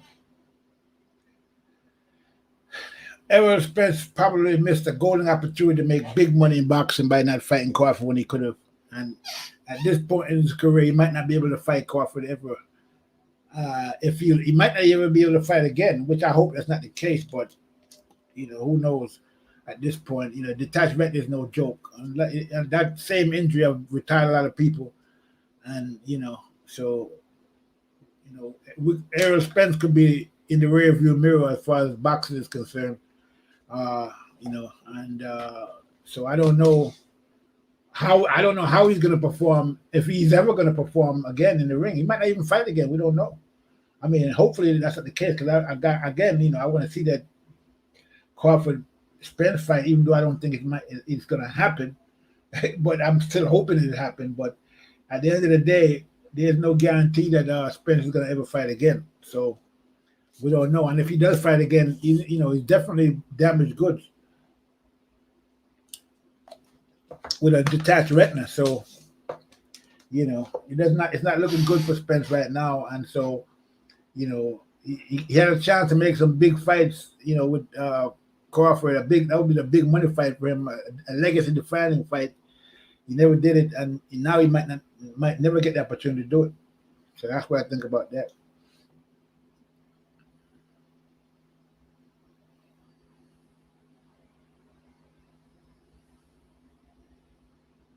But you can't count him out. We'll see what happens. You know, I mean, technology is a lot better today than it was back then medically anyway. So we'll see what happens. You know, maybe he can come back and do his thing.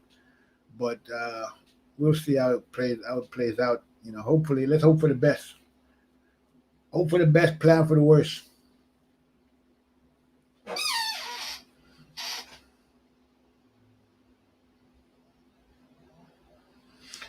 So yeah, Crawford Porter, interesting fight.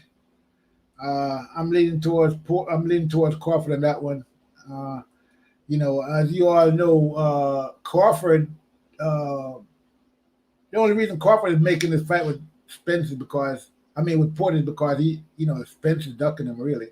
So he really wanted to fight Spence. Okay, we all know that. But you know, they keep throwing him different fighters. They keep first they threw him Kell Brook, then they throw him Sean Porter. You know, they keep putting other fighters in front of him. You know what I mean? So you know, it is what it is. He can't get to the guy that he wants to fight, the guy that has the belts. You know what I'm saying? Spence is, you know, it's like Spence, you know, it's like when you're in high school and then you out in the playground and like you get into a fight with somebody and then you're trying to get to them, but people keep jumping in front of you and you can't reach the guy that you're trying to get to. That's where Crawford is right now. I can't reach Spence, man. Too many people, got a protection around them. It's like they're putting Porter out there in front of Spence. So really and truly, I think that if Crawford stops Porter, he'll never get the Spence fight. I think the reason they want to fight Porter first because they want to see how he does against Porter, and if he does too good against Porter, he's not going to get the Spence fight. So what Crawford got to do in this fight, he got to act like he got to almost lose the fight. He's going to have to almost lose the fight to get the fight with Spence because the only way he's going to get that fight with Spence if they think that he's vulnerable.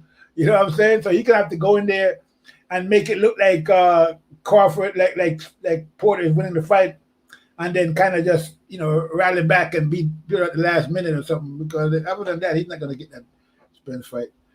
You see, I think Spence needs to another year out the heels, and if he passes medical, he might come back for a money grab fight.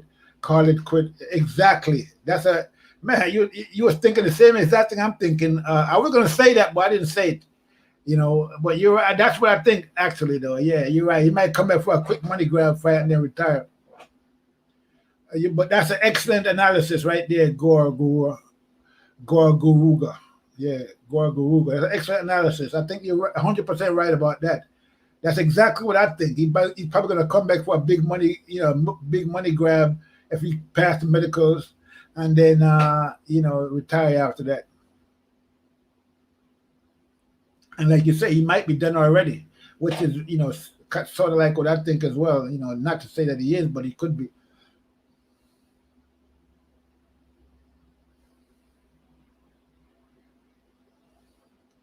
Yeah, good point, Gorgora. You're right. Good point.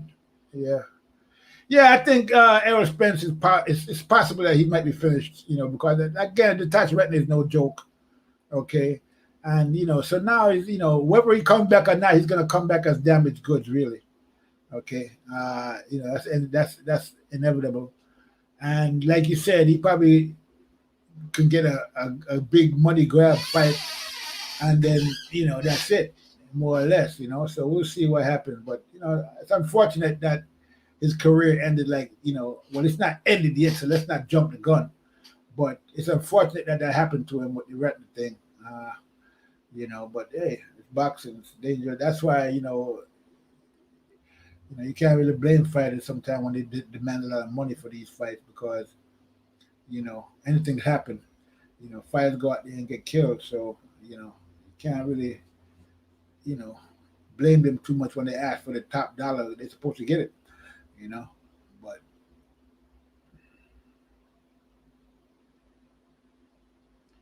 you mean Lamont Brewster, not Lamont.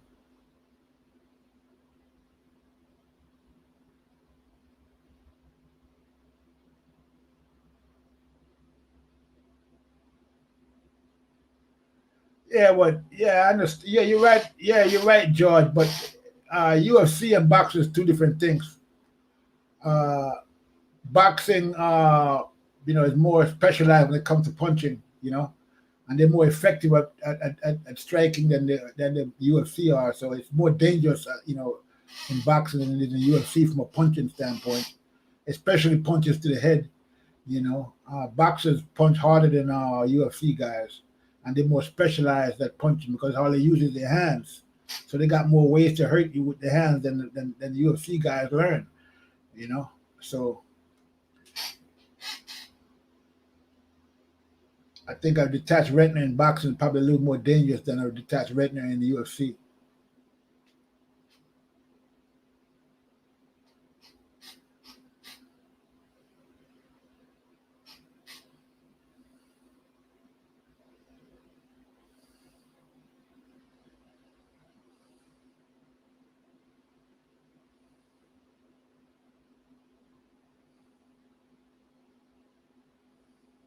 I just wish Crawford was a little bit bigger because I would love to see him fight Canelo. You know what I'm saying? That's the fight I would like to see. But I don't think he's big enough for Canelo. I think Canelo just too Canelo is massive, wide. So. But I would love to see that fight if he was big enough to reach that that if they could fight middleweight or something like that. That would be a great fight, I would think. Because a lot of these guys that Canelo is fighting, I mean, a lot of these guys can't fight. Gorgora, I think Jamel is kind of big for Crawford too. He's big, he's huge. I don't know how that's going to play out, but we'll see. We'll see how that plays out. That'll be an interesting fight. But let me answer what Gorgora said. Yeah, I think so too, Gorgora. That's Canelo just too big. How do I think Crawford and Porter is going to play out? I think how it's going to happen is that what's going to happen with Crawford and Porter, I think, is going to be the same thing that happened with everybody that goes in there with Crawford. First thing Porter's going to realize is how fast Crawford's hand speed is. He's going to realize that the hand speed that Crawford has is not the same looking at it from the outside as when he gets in the ring with him. He's going to see that, number one. That's the first thing he's going to, that's one of the first things that's going to get his attention is that how fast Crawford's hand speed is. The next thing that's going to get his attention is the power. But I think he already knows that Crawford has power. So what he's going to do, I think that he's not going to crowd Crawford like he did Spence. He can't fight Crawford like that. If he fight Crawford like that, he's going to get knocked out. And he knows that, I think. Okay? So I think that what Porter is going to do, he's going to try to fight Crawford like he fought Ugas. Okay? From the outside, jumping in every once in a while, but mostly staying away from. He's not going to be rushing Crawford like that. I don't think that's going to happen. Okay, he's going to stay. He's going to have respect for Crawford's power. He's going to get jumped. He's going to try to come in. He's going to try to box Crawford at a distance, but that's not going to work for him either. Okay, because I think that at a distance, Crawford got a longer reach. Okay, he got extremely long arms, so that's going to be a problem for him trying to box at range. So that's not going to work for him, and jumping in is not going to work for him. So I just don't see where Porter is going to go in this fight. I don't see what strategy he's going to use to beat Crawford because I don't think he can beat Crawford on the inside. I don't think he can beat him on the outside. I don't think he can beat him at mid-range. So what is he going to do? I don't know. You know, it's going to be a tough fight for Porter. Okay, so you know, it's going to be interesting to see what strategy. I'm definitely interested to see, you know, what strategy Porter is going to use in this fight. So I just see, you know, I think, you know, possibly this fight might end before we get to the 7th round, if unless Porter comes in there with some strategy that, you know, because one thing about Bud, he does put the pressure on you, and you know, depending on what kind of style you go in there and fight with against Crawford, it could be a fight where, you know, if you're not a good technical boxer like a guy like who did he go the distance with? That Latino guy, Ukrainian. What was that Ukrainian fighter? He went the distance with. I forgot his name right now. Anybody remember his name? Let me know. He went to distance with a Ukrainian fighter. Ukrainian is a good technical fighter, so he was able to go the distance with Crawford. But other than that, you know, usually, no, not Lomachenko. You know, I'm talking about the guy that Crawford fought at 140 pounds. Forgot his name right now. Yeah, Postal. Yeah, Postal. And he's another great fighter.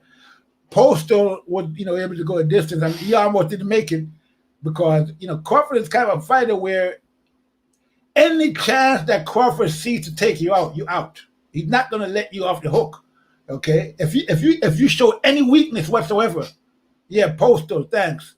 If you show any weakness whatsoever against Crawford in that ring, he's going to end the fight. He's going to end you. He's not going to give you no chance. He's not going to, you know, let it off the gas. He's not going to ease up on you. The first sign of weakness, he's going to jump on you and take you out. And that's the kind of fighter Crawford is. So any weakness that Sean Porter shows in that ring, he's going to get stopped. He can't go in there playing around with Crawford, you know, thinking that, you know, he's going to have to be on point the whole fight. So I don't know what strategy he's going to be able to go in there because he doesn't have the punching power. I don't think to be able to stop Crawford. Okay, I mean, you know, he couldn't stop. What's his name? What's that kid that they fought years ago?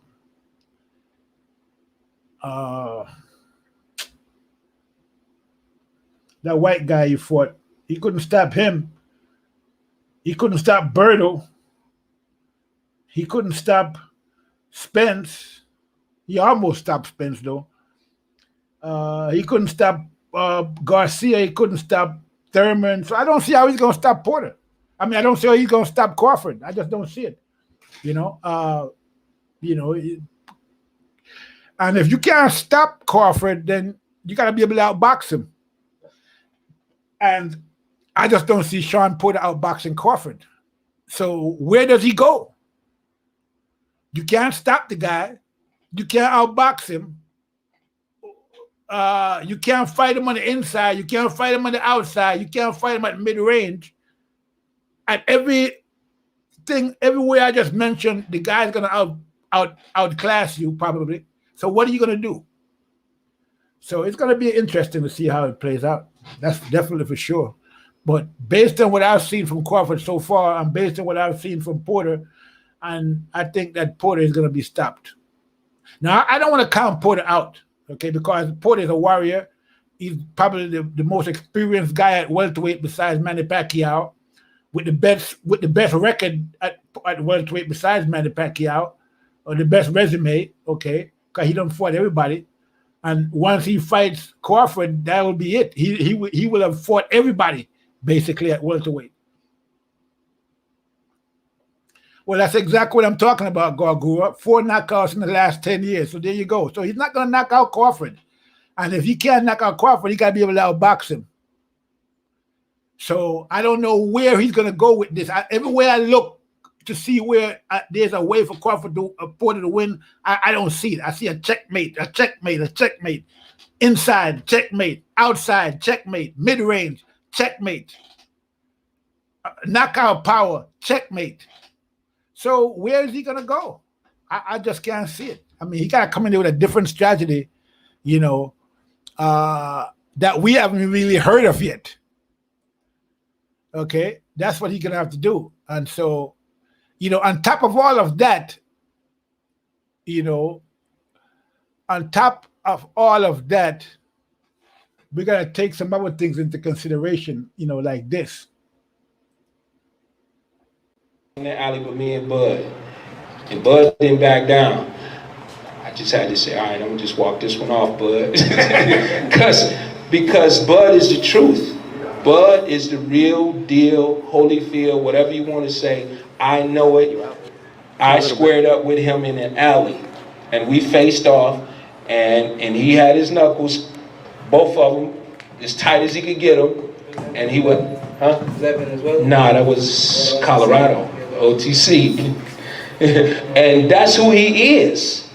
So when you can do it in front of thousands and thousands of people in pay-per-view, that's great.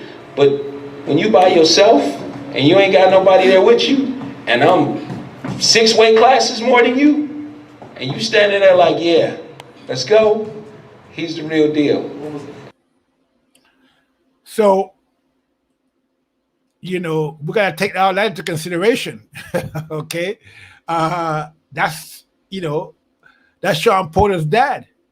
He's the one that's training Sean Porter. And that's his opinion of Bud Crawford. So when we put everything together, you know, we put it all together.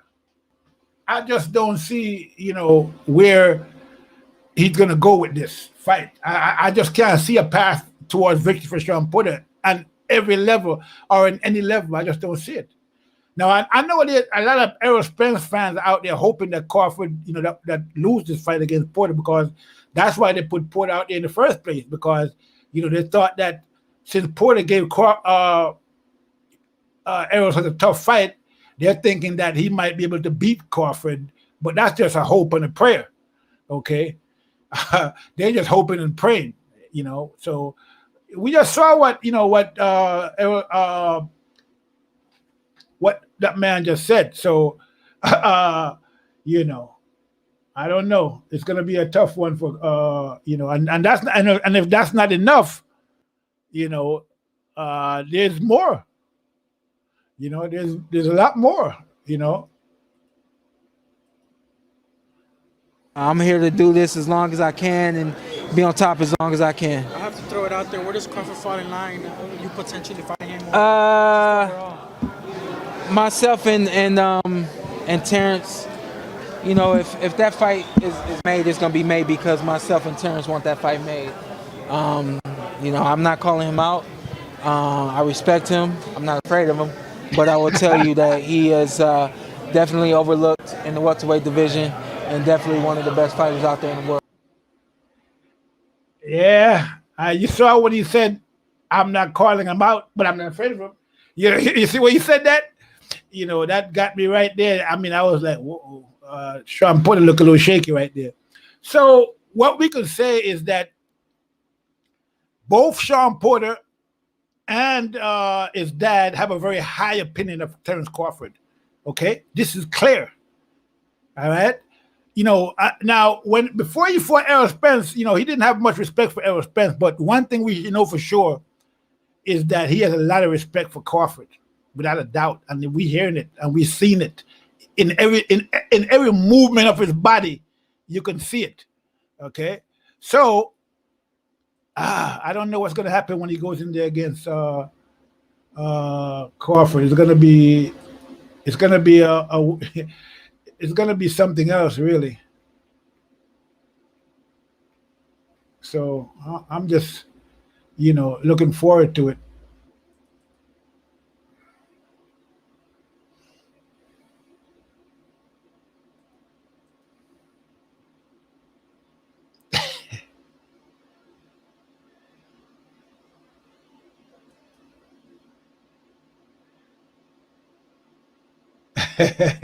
Yeah, you're right. It sounded like you saw a ghost. Yeah, that's some funny shit right there. Yeah, you're right, man, because he did look like he saw a ghost, right? You did look at his face. When they mentioned Crawford, he jumped up off his stool. When they mentioned Crawford, Sean jumped up off his stool. He stood up at attention like, hey. Do you see that? He stood up. Look at that again. I'm here to do this as long Watch as I this. can and be on top as long as I can. I have to throw it out there. Where does Crawford fall in line? You potentially fighting him?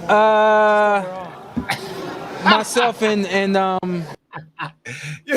You saw that? He had to stand up to take that question. Oh man, that's so funny shit. he stood up at attention to take that question. He had to stand up. He couldn't just sit down and take that one. You know what I mean? So that's some, that tells you everything you need to know right there, bro. So I gotta give, I gotta give, based on all of this, right? Based on all of this, you gotta give Sean Porter credit for taking this fight against, you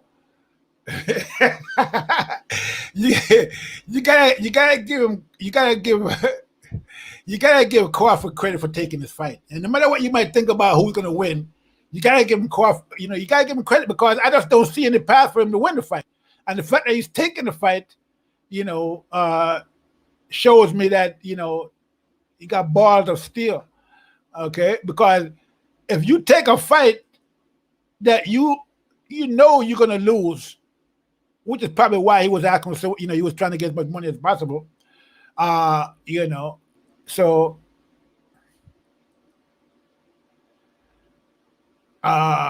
gotta give him credit though. You gotta give him credit for that. I mean, he's taking this fight. It's not gonna be an easy fight. Yeah, he said I'm not scared of him. Nobody asked you if you were scared of him. Why do you mention that? You know what I mean? So that tells you all you need to know right there. So what it tells me, it's not necessarily that Sean Porter is afraid of Terence Crawford, but he does have a lot of respect for Terence Crawford's skills. Okay, that goes without saying. So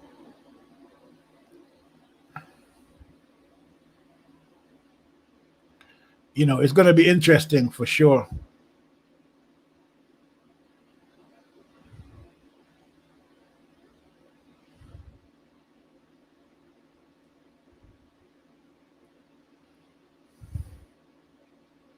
Well, one thing we know for sure is that Sean is going to come in in excellent shape. We never seen Sean Porter come in a fight and not be in excellent shape. That's a given. One thing we can say about Porter is that, because Porter's not a fighter that depends so much on talent. Because he doesn't have a lot of talent. He has a lot of good physical attributes. Good physical shape and all that. But Sean's ability comes mostly from hard work and dedication.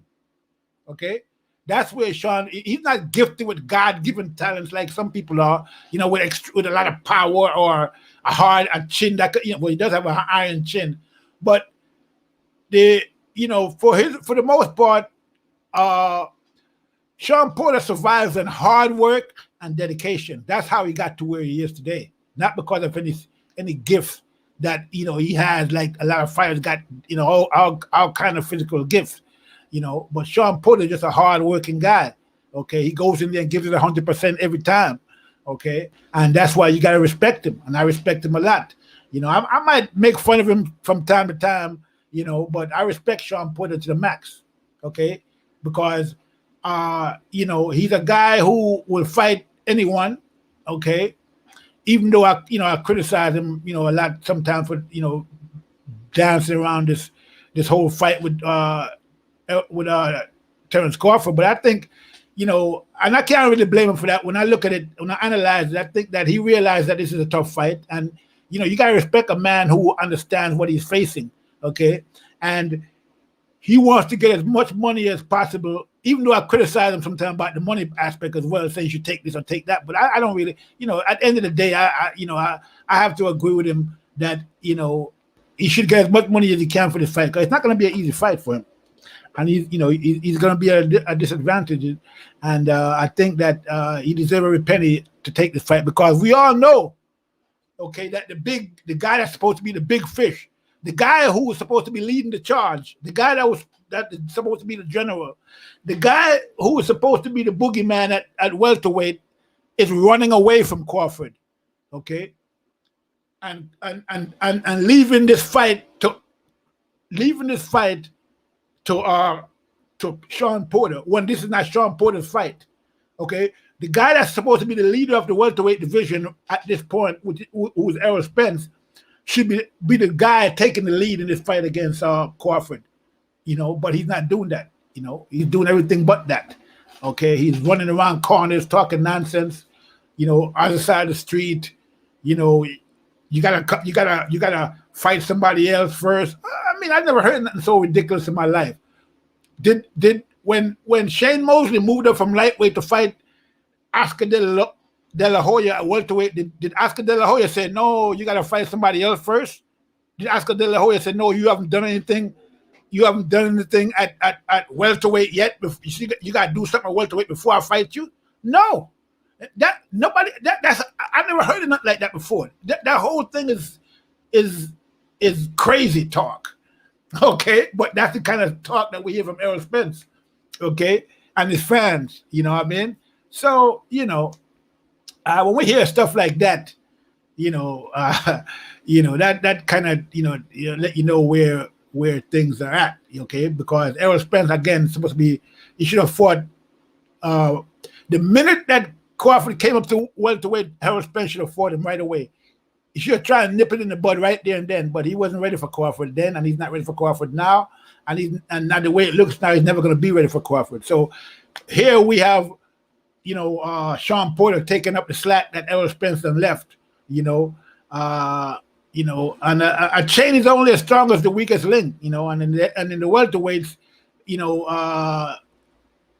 the chain is only going to be as strong as the weakest link, and it looked like Spence is a weak link in this chain, and so the welterweights, I've never seen anything like these excuses before in boxing that I've heard in this Spence and Crawford. I've seen it all.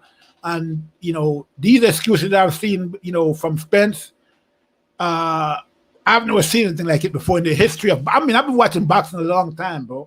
And I've never, ever heard of such excuses in my life.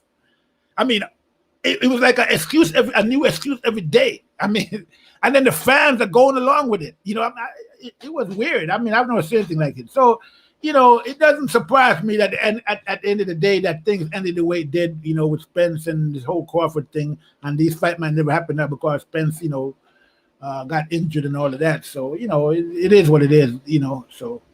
But at the end of the day, we got to respect Crawford. Not Crawford, but Porter for taking up the slack, for jumping in there when it's not even his responsibility to go in there and take this fight to Crawford, but he's got to do it because, Spence let the ball drop, and Porter got to pick it up and run with it. So let's see what he does. But we got to give him respect for that. I'll give him much respect for doing it. Because he's doing the fight, and Spence didn't do the fight. So Crawford, so Porter got to get all the credit in the world. As far as I'm concerned, that's the way I look at it.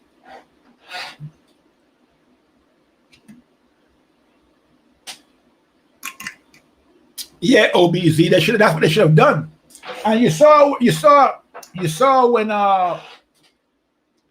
when Keith Thurman, he said, when they asked him about fighting Crawford, he said that Crawford was barely a champion. I tell you, man, these guys are full of excuses, boy. These guys. Sometimes I wonder where they get these excuses from, because I don't know if they just sit around and just make them up or what the hell is going on, but. They got excuses out the wazoo. He's barely if he's barely a champion, go there and take the damn belt from him then. What the hell are you talking about? He's barely a champion. If he's barely a champion, if I see a guy coming up and he's barely a champion, and I can beat the guy that he beat with one hand tied me out my back, like he said he could beat that Australian with one hand tied behind my back and one eye closed. Okay, if that's the case, then, and you got a guy, he got a belt, go there and take that damn belt. What the hell are you waiting for? You know what I'm saying? Why wait? But, you know, we see that's all talk. You know, these guys are good at talking. You know, we see Errol Spence, he's talking on Twitter. He's fighting Crawford on Twitter. He got a lot to say on Twitter, but when Crawford run up on him, you know, it's a whole different ballgame. You know what I'm saying? So, you know, when Crawford run up on him, he's taking the easy route, you know, against Spence, against Crawford, against Porter, which didn't turn out to be an easy route after all. So, yeah, it's going to be a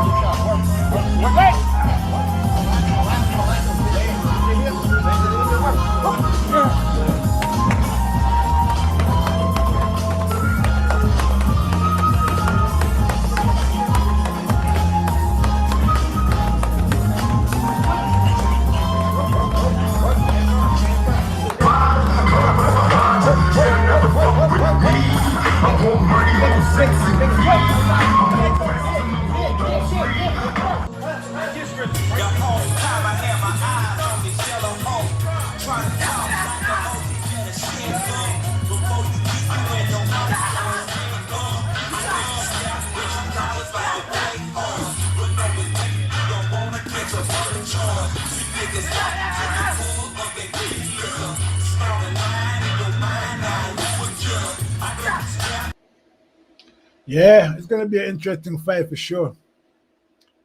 So, see them training, you see the way Bud moving, you know, left hand. We didn't even talk about his stance, you know, he can left hand stance, left stance, right stance.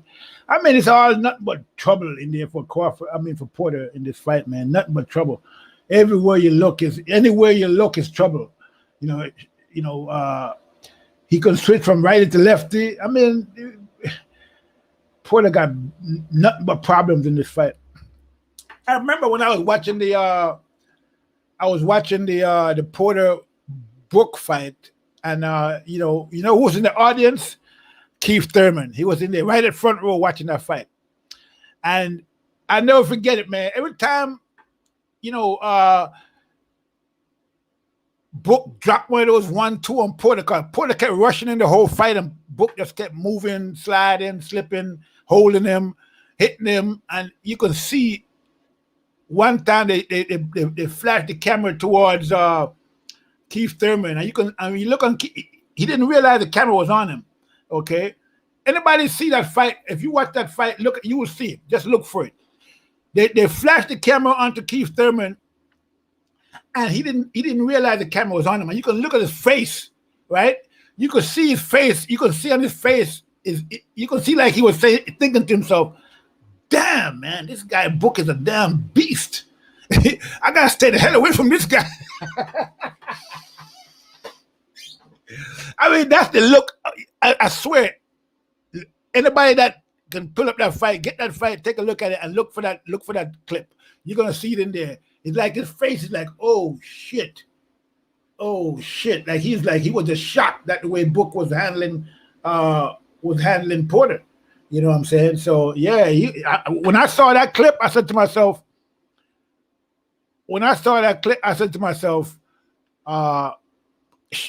Keith Thurman would never fight Kell Brook. And did that fight ever happen? Nope. After that fight, Keith Thurman wanted no part of Brook. Yeah, these guys are jokers, man. So I mean, we saw, Keith Thurman in that same video clip. I don't know if I even have that clip. I probably have it somewhere. But in that video clip, Keith Thurman said that, in that clip, Keith Thurman said that he wasn't gonna come out of retirement, fight. Let's do this shit. He's not gonna come out of a long layoff, fight only two tune-ups, and then fight the number 2 guy in the world, which at the time was Errol Spence. This is what he said. Can you imagine that?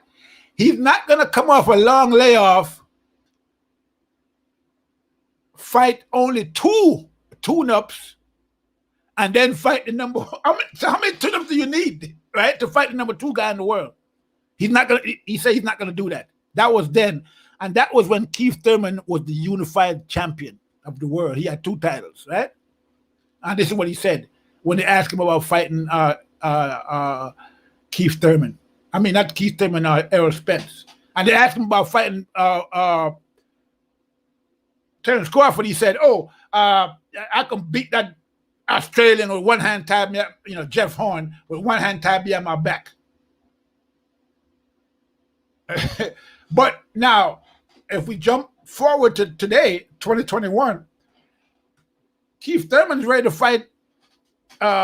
He's been in a longer layoff now than he was back then. Okay, back then the layoff was only barely 18 months, but he couldn't come back and fight 2 tune-ups and then fight the number 2 guy. But now, with a 3-year layoff and with no tune-ups, he's ready to fight Spence. He's ready to fight Crawford.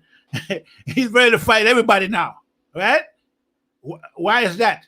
Because he got nothing to lose now. He don't have any belts now. So now he can fight. He's ready to fight anybody. And he doesn't even need a tune-up, not even 1 or not even 2. Before, he couldn't do it with 2 tune-ups, and he couldn't fight the number 2 guy. But now he's ready to fight the number 1 guy with no tune-ups at all. So, these guys are jokers. This kind of stuff is what, Keith Thurman did. Yeah, he has no belts now, so he can fight. He's ready to fight everybody now. Okay, but when he had the belts, it was a whole different ball game.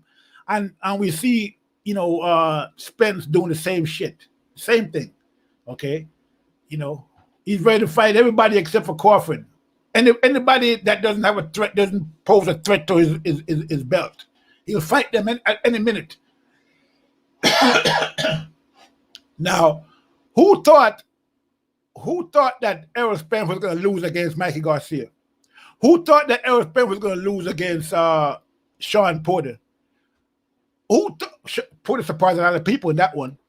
But nobody thought Porter was going to win before the fight. Who thought that Danny Garcia was going to beat Errol Spence? Nobody thought that. Every fight that Errol Spence had at the so-called elite level was a fight that everybody knew he was going to win. Not only did they knew he was going to win it, they predicted a knockout, and he underperformed because he never got a knockout. Okay? So these are the facts. These are things that we got to look at. We look at what Spence is out there doing, shucking and jiving, dipping and diving and ducking. Everybody can duck, talking about he's the boogeyman. And we don't even see him. When is the last time you heard Spence say man down? When was the last time you heard Spence say he was the boogeyman? He don't retired strap season. You don't hear that no more. He retired man down. He retired the boogeyman. And now all he got going is big fish. He's the big fish. And he's doing his best not to get fried by Crawford. Yeah, it's funny as hell. But yeah, that's how that's what's going on right now in the welterweight division. It's a joke. Okay. Thank God for people like Crawford and Porter. At least Porter is, willing to fight, even though I don't blame him for demanding more money now when I think about it, because if nobody else is going to fight Crawford, why should he go in there and fight Crawford for little or next to nothing? He should demand top dollar. And I criticize him for doing that, but when I really think about it, he's right. He should get top dollar because he's the only one willing to fight Crawford. Everybody else is playing games, And so why should he go in there and risk his health, even though he had a chance at a title by fighting Crawford? And I don't think that is out of the bounds of possibility that, he could beat Crawford if things, if he does what he's supposed to do in there, even though I can't see how he's going to do it. But I'm not saying just because I can't see it doesn't mean it's impossible. Okay, so I'm not going to say it's impossible for him to beat Crawford, but I just can't see how. I mean, if somebody else can show me, tell me, then I'll consider it. But when I look at it from every different angle, I just don't see any ends for him against Crawford. So that's all I got. The fact that he's going to fight Crawford with all of that, is a big plus for him. So, kudos to Porter. Good luck in this fight against Crawford, but I just don't think it's not gonna end well for him. And I think that we're gonna see some separation in this fight. We didn't see no separation between Porter and Spence. They're both at the same level basically. But I think in this fight, we're gonna see some separation, just like we saw with the Book fight and the Book and Crawford fight. We saw the separation, we saw levels, and we're probably gonna see the same thing in this fight. So, now on the other hand, if Porter goes in there and does the same thing against Crawford that he did against Spence and against Thurman, then we're gonna have to reevaluate not just Porter but Crawford as well. Okay, so even though people didn't really reevaluate Spence after the Porter fight, what they did was they reevaluated Porter and raised him up a level because the fight was so close with Spence. But concurrently, or vice versa, they probably should have lowered Spence down some as opposed to raising up Porter so much. But this fight is going to tell us if that was the right strategy, the right thing for them to do with Porter by raising him up, or maybe they should have lowered Spence, okay, because he couldn't separate himself from Porter. We're going to see if Crawford separates himself from Porter, then we're going to see that in the fight against Spence and Porter, instead of raising up Porter, they should have lowered Spence down some to be more at Porter's level as opposed to raising Spence up to some imaginary level. Raising Porter up to some imaginary level that they think Spence is at. Because the level that they think Spence is at and where he actually is two different things from what I can see. Because again, and what demonstrates that is the fact that he didn't knock out Mikey Garcia, he didn't knock out Porter, and he didn't knock out Danny Garcia. Okay? Didn't stop none of those guys. When was the last time Spence stopped someone? So, we're going to see if Crawford can separate himself from Porter. If he can separate himself from Porter, then we know that he's in a whole different level than Spence and Porter and all these guys. And then we'll understand even more closely, more intimately, why Spence don't want to fight him and why Spence's team, like Derek James, continually make excuses about why they don't need to fight Crawford. Okay, so this fight is going to tell us that. Definitely an acid test, OBZ. Definitely. So it's going to be interesting for sure. I'm definitely looking forward to it. Great fight. It's gonna be, I don't know who was saying it earlier, but the people talking about a lot of good fight coming up. There's a lot of good fights coming up. You're right. There's a lot of good fights coming up soon. The next couple of weeks, and I see that you said at the top. I missed that comment. Thurman was talking so much at the time, never mentioned Book. Yeah, exactly. And I knew that he was never going to mention Book after I saw that him looking at that Book Porter fight. I knew that he was never going to mention Book again. He never mentioned Book in any. He would never ever talk about fighting Book because he already saw that that wasn't going to be no easy fight, and you could see it on his face when he was watching that fight between Book and Porter. You could see on his face he was saying, "Man, I hope I never run into this guy in a dark alley." You know what I'm saying? So, at that fight, Book was putting it on Porter. You know what I mean? So, and up to this day, Book is the only one that beat Porter. What you could say relatively easily, and it wasn't that easy, but it was a lot easier than the other guys had against Porter, except for maybe Ugas. Ugas had an easy fight against Porter as well, but not easy at Book because Book actually separated himself from Porter in that fight. Okay, he actually separated himself. You know what I mean? So it was a big deal when Errol Spence beat Book. I was like, wow, I didn't see that one happening. But we can people will say that Book was damaged goods in that fight. But you don't hear the people, Spencer's fans saying that. They never mentioned that, but they always talk about Book when he fights Crawford. He was damaged, but he wasn't damaged when he fought Spence, even though he just came off of a loss with a broken eye socket against a fucking monster in the division at the time who nobody wanted to fight, not even heavyweights practically. Heavyweights was running away from Triple G at that time, okay?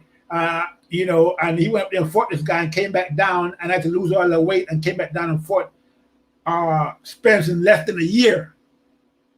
If I was Book on that fight, I would have never took that fight with Spence until a year later. They would have to strip me. I would have fought a year later. I never would have fought him because he wasn't ready to fight Spence at that time. He wasn't healed enough to make that fight in such a short time. And they took advantage of that, you know, which I don't understand that why Eddie Hearn even made that fight happen. But, you know, it is what it is. You know, the fight happened, Spence won, and that's that. But, you know, Book was damaged goods in that fight. And then in the fight against Crawford, he had 3 years rest, you know what I'm saying? 3 years, you know, since he had the injury practically. So, you know, I'm pretty sure he was in better condition now, you know, in the fight against Crawford than he was in the fight against Spence. You know, that just goes without saying, you know. But anyway, it is what it is.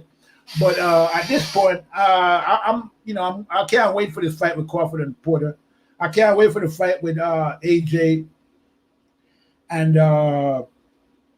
you know, Usyk. A lot of good fights coming up. Fury and Wilder, if that actually happens, okay. You know, there's a lot of good fights coming up. You know, we might even see a rematch with Ugas and Manny Pacquiao, you know, in January if what they're saying is true, or December. You know, I don't think he's gonna be ready in December though. I mean, that's kind of cutting it close. I think he probably January, February if that happens. And then we gotta see what happens with Errol Spence. We don't know what's gonna be going on with Errol Spence right now. You know, like boxing is moving forward, and Errol Spence is kind of in the rear view mirror.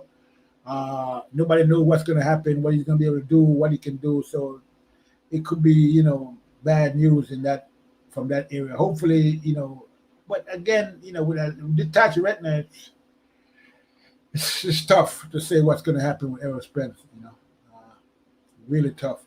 But luckily, we still have fighters in there. You know, we got some good champions out there right now. Ugas did a great job. We got, you know, this big fight coming up with Porter and Crawford. So the welterweight division is still popping.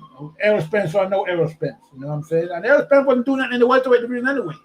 So it wasn't not like he was going out there collecting belts and straps and like he was supposed to be doing, like he claimed he was going to do when he first came in the division.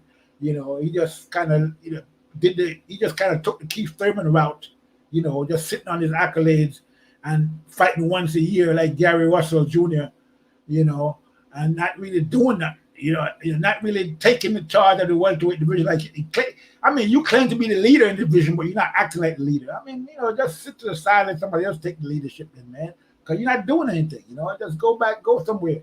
Go sit down somewhere. And, you know, it looked like now he's forced to sit to the side.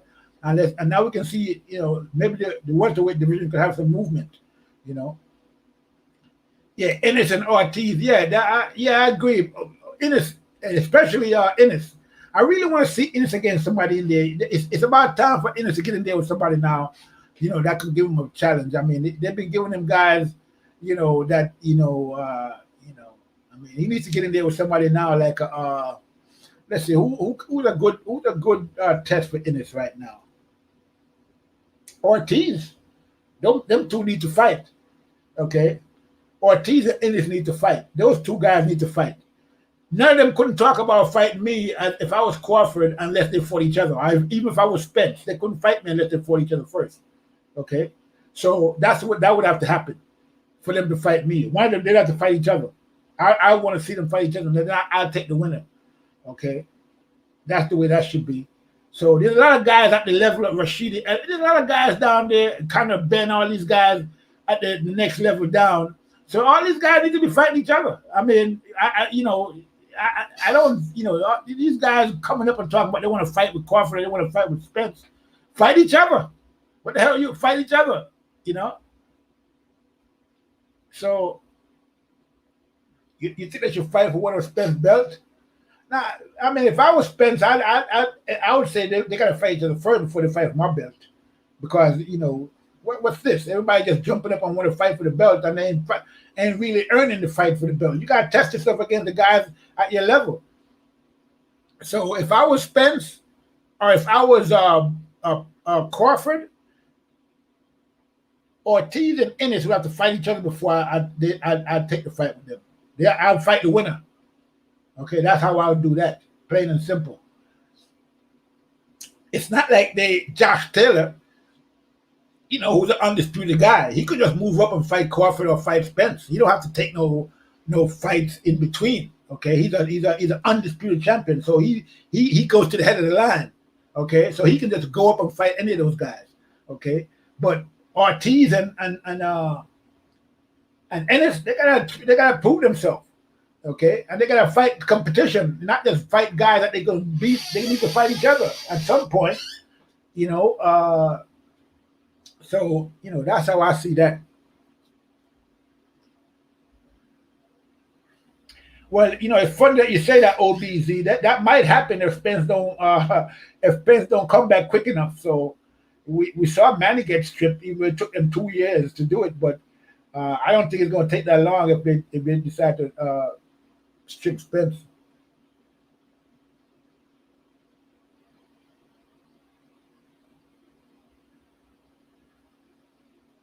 Well, you got a point there, OBZ. Stopping Mean Machine. Yeah, you got a point there, but I mean, Mean Machine was a contender.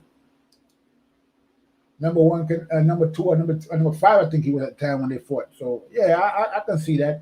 Yeah, I mean, but again, that's maybe the case. He stopped, but I don't see him fighting Crawford. Now I hear rumors out there that he wants to fight Crawford. Now he said it himself, but I saw Robert, his trainer, say that he's not ready for Crawford yet, and he also said that the only people asking for that fight is Oscar De La Hoya, but him and the people that's actually training Ortiz don't think he's ready yet for Crawford, and they've said that more than once. So I mean, it's all good to be talking about fighting Crawford, but you were not the number one contender. Why didn't you take the fight then, if that was the case? Why didn't you go ask for the fight? You didn't ask for the fight. They didn't want that fight with Crawford. They will talk about fighting Crawford, but they're not going to take the fight because people are going to, I'm calling out Crawford, but, anybody can call anybody out. But, yeah, not just once, he did it twice. Okay? Twice. So he's not ready. All this talk is just talk. Okay? He's not ready for. And he knows he's not ready. And it's a smart man that knows when he's ready and when he's not. Because if he goes in there against Buddy, he's going to get knocked out. And everybody knows that. He's not ready for Buddy yet. We saw what Mean Machine did. If Mean Machine had a little more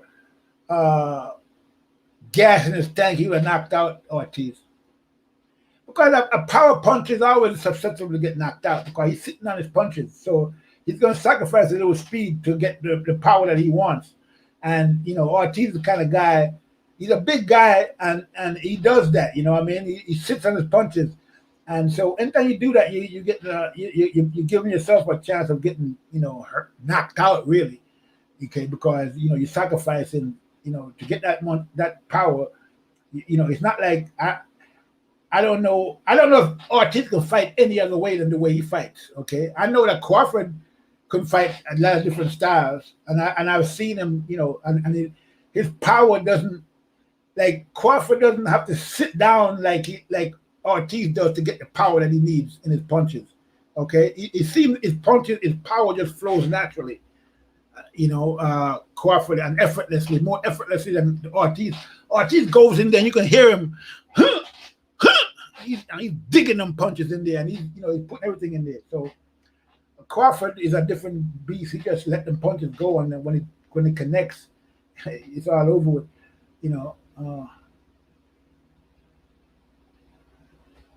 Yeah, it was badly hurt against a little more experience from Mean Machine, and he could have stopped Ortiz, but he let the ball drop. And we all know that Crawford ain't going to let the ball drop. Okay, and once he hits Ortiz, it's all over with. And Ortiz, you know, he just don't have experience yet, I don't think, to take Crawford on and win. You know, he probably put up a good fight, but I don't think he'd win. But, you know, anything could happen in boxing. Who knows? You know, but I just don't see it. Like I said, I think he needs more experience. I think I want to see Ennis fight somebody that could give him a challenge, and I don't think he fought anybody like that yet. So, and that might just be the fact that he's just that skilled, okay, and he probably won't be able to get nobody that can, you know, be at his level. But hey, Ortiz is there, so I want to see that fight. I would love to see that fight, Ortiz and Ennis. You know, now these young guys that's coming up got to fight each other. You know, all this talk about them, all these guys moving up and everybody getting a shot at the title. It should never be like that. It should, you know, everybody should just, they should have to fight each other. The best have to fight the best. I mean, you know, to move up the rankings. You know what I mean? These guys are taking easy routes. You know, there's all the different routes to the championships and these to the different titles. And these guys are all taking their own route, trying to get an easy route, you know, to get a title, avoiding this guy and avoiding that guy. It's all bullshit. Tired of seeing that. And this generation of boxers, you know, has been the most at doing that. You know, I've never seen so much ducking in all my years of watching boxing than I've seen in the last 5 years.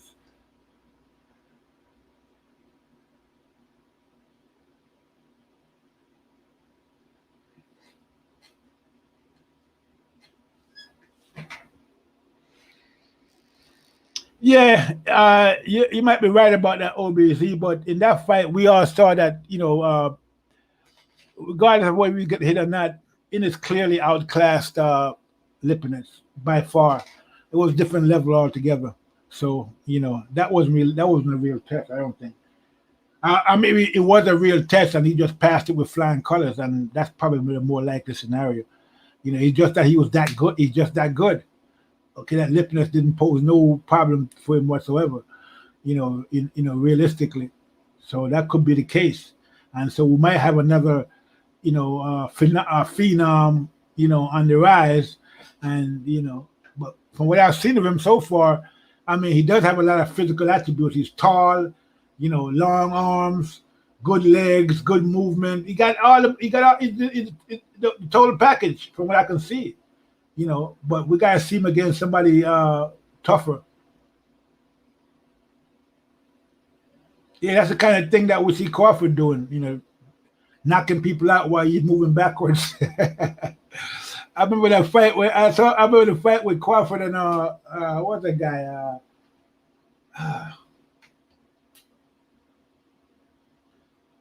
With he fought Derrick John. That was a pretty interesting fight when he hit Derrick John with that same punch that he hit Book with, the same exact punch. Just a short left hand, you know, like he just pushed it out there, like almost like a jab, and caught Derrick John and stunned him, and that was it. The fight was over with. Same punch he hit Book with.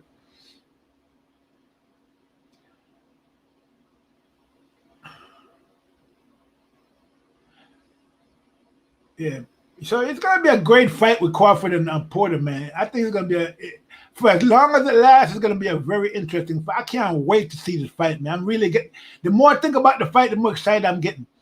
You know, it's going to be a great fight, guys. I think it's going to be a real interesting fight. We're going to see, you know, because, you know, Porter's going to go out there and give it his all. That's a given. Porter's not going to go out there and fake it, okay? He's going to go out there and try his best.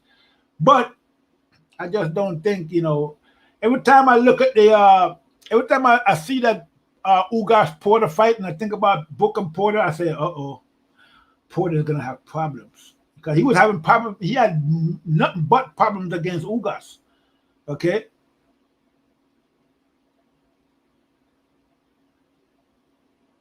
Ugas gave him hell, and Ugas actually won that fight. Okay, they robbed Ugas, but Ugas did the same thing against Porter that I think Crawford is going to do. Only difference is that Crawford got more punching power than Ugas, and his hands are faster than Ugas, and he punches in combination more than Ugas does. You know, Ugas sits in there and delivers, but Crawford does it even more. Okay, and Crawford is better at it on his feet than Ugas is. So again, no matter how I look at it, I can't see Porter winning the fight. I mean, I know anything can happen in boxing, but it's gonna be I mean, this is a gargantuan task for Porter to. I mean, the fact that he's even considering this fight and taking this fight is we should give him accolades for that alone. I mean, because it's gonna be a tough fight for Porter.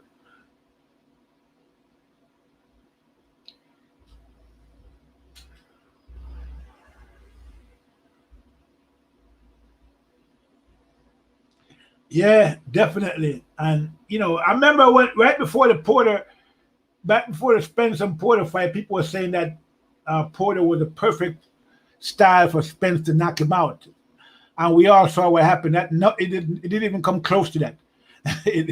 Nowhere. If anything, Spence almost got knocked out by Porter. Except and if he hadn't dropped Porter with that 11th round, he would have probably lost that fight. Because even I think some people still think Porter won that fight even with the knockdown. Okay, just like how Ugas beat Porter and they gave the fight to Porter. I mean, they probably said, hey, we took it from him against Spence. Let's give him this one against Porter, and that's exactly what happened. I mean, give him this one against Ugas. That's exactly what happened. Okay, they took the fight away from him against Spence and then gave him a consolation prize with the Ugas fight. Okay, so gave him a belt. So hold on to that as long as you can. See you. And that's basically what went down. So I just don't see if I mean style make fights, that's a given. But if you couldn't do nothing with Ugas, what are you gonna do with Crawford? I just don't. That's what I'm saying. It's gonna be a problem for Porter. This is gonna be a problem fight for Porter, man. He's gonna have serious problems against a guy like Crawford. And every time that Porter fights a guy that's gonna give him that he thinks is gonna give him problem, he always does that boxing thing where he stays he's trying to stay in the outside and box like he did against Danny Garcia. When he was worried about the power of Garcia, he would box, and then he'd do like an AJ, he just like AJ did against Ruiz, he'd box. And then when he's fighting a guy he think he can beat, he goes on the inside and takes the fight to them the whole time. Just keep staying and just rushing them and charging them like he did against Spence. He really fought a good fight against Spence, Porter, but he was just imagine if Porter and Spence, if Crawford and Spence fought and Spence hit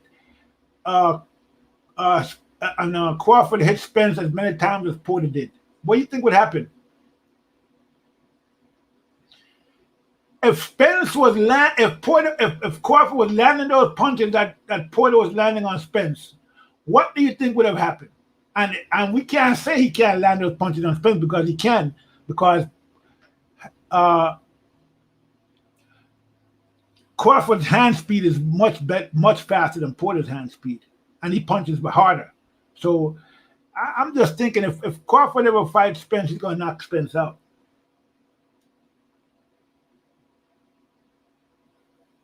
And people underestimate Crawford's strength. Okay, I hear people talking about Spence punch harder than Crawford. I hear people talking about Spence is stronger than Crawford. I don't believe none of that. I mean, Crawford is a wrestler. See, a lot of people, people don't take this guy. Crawford is a serious warrior, man.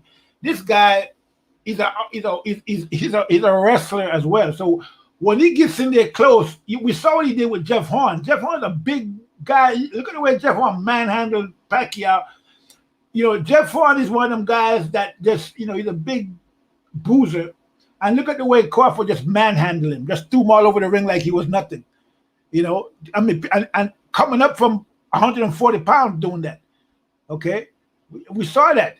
I mean, he just threw, every time they got in close, he would just grab Jeff Horn and just throw him across the I was like, whoa. I was like, whoa.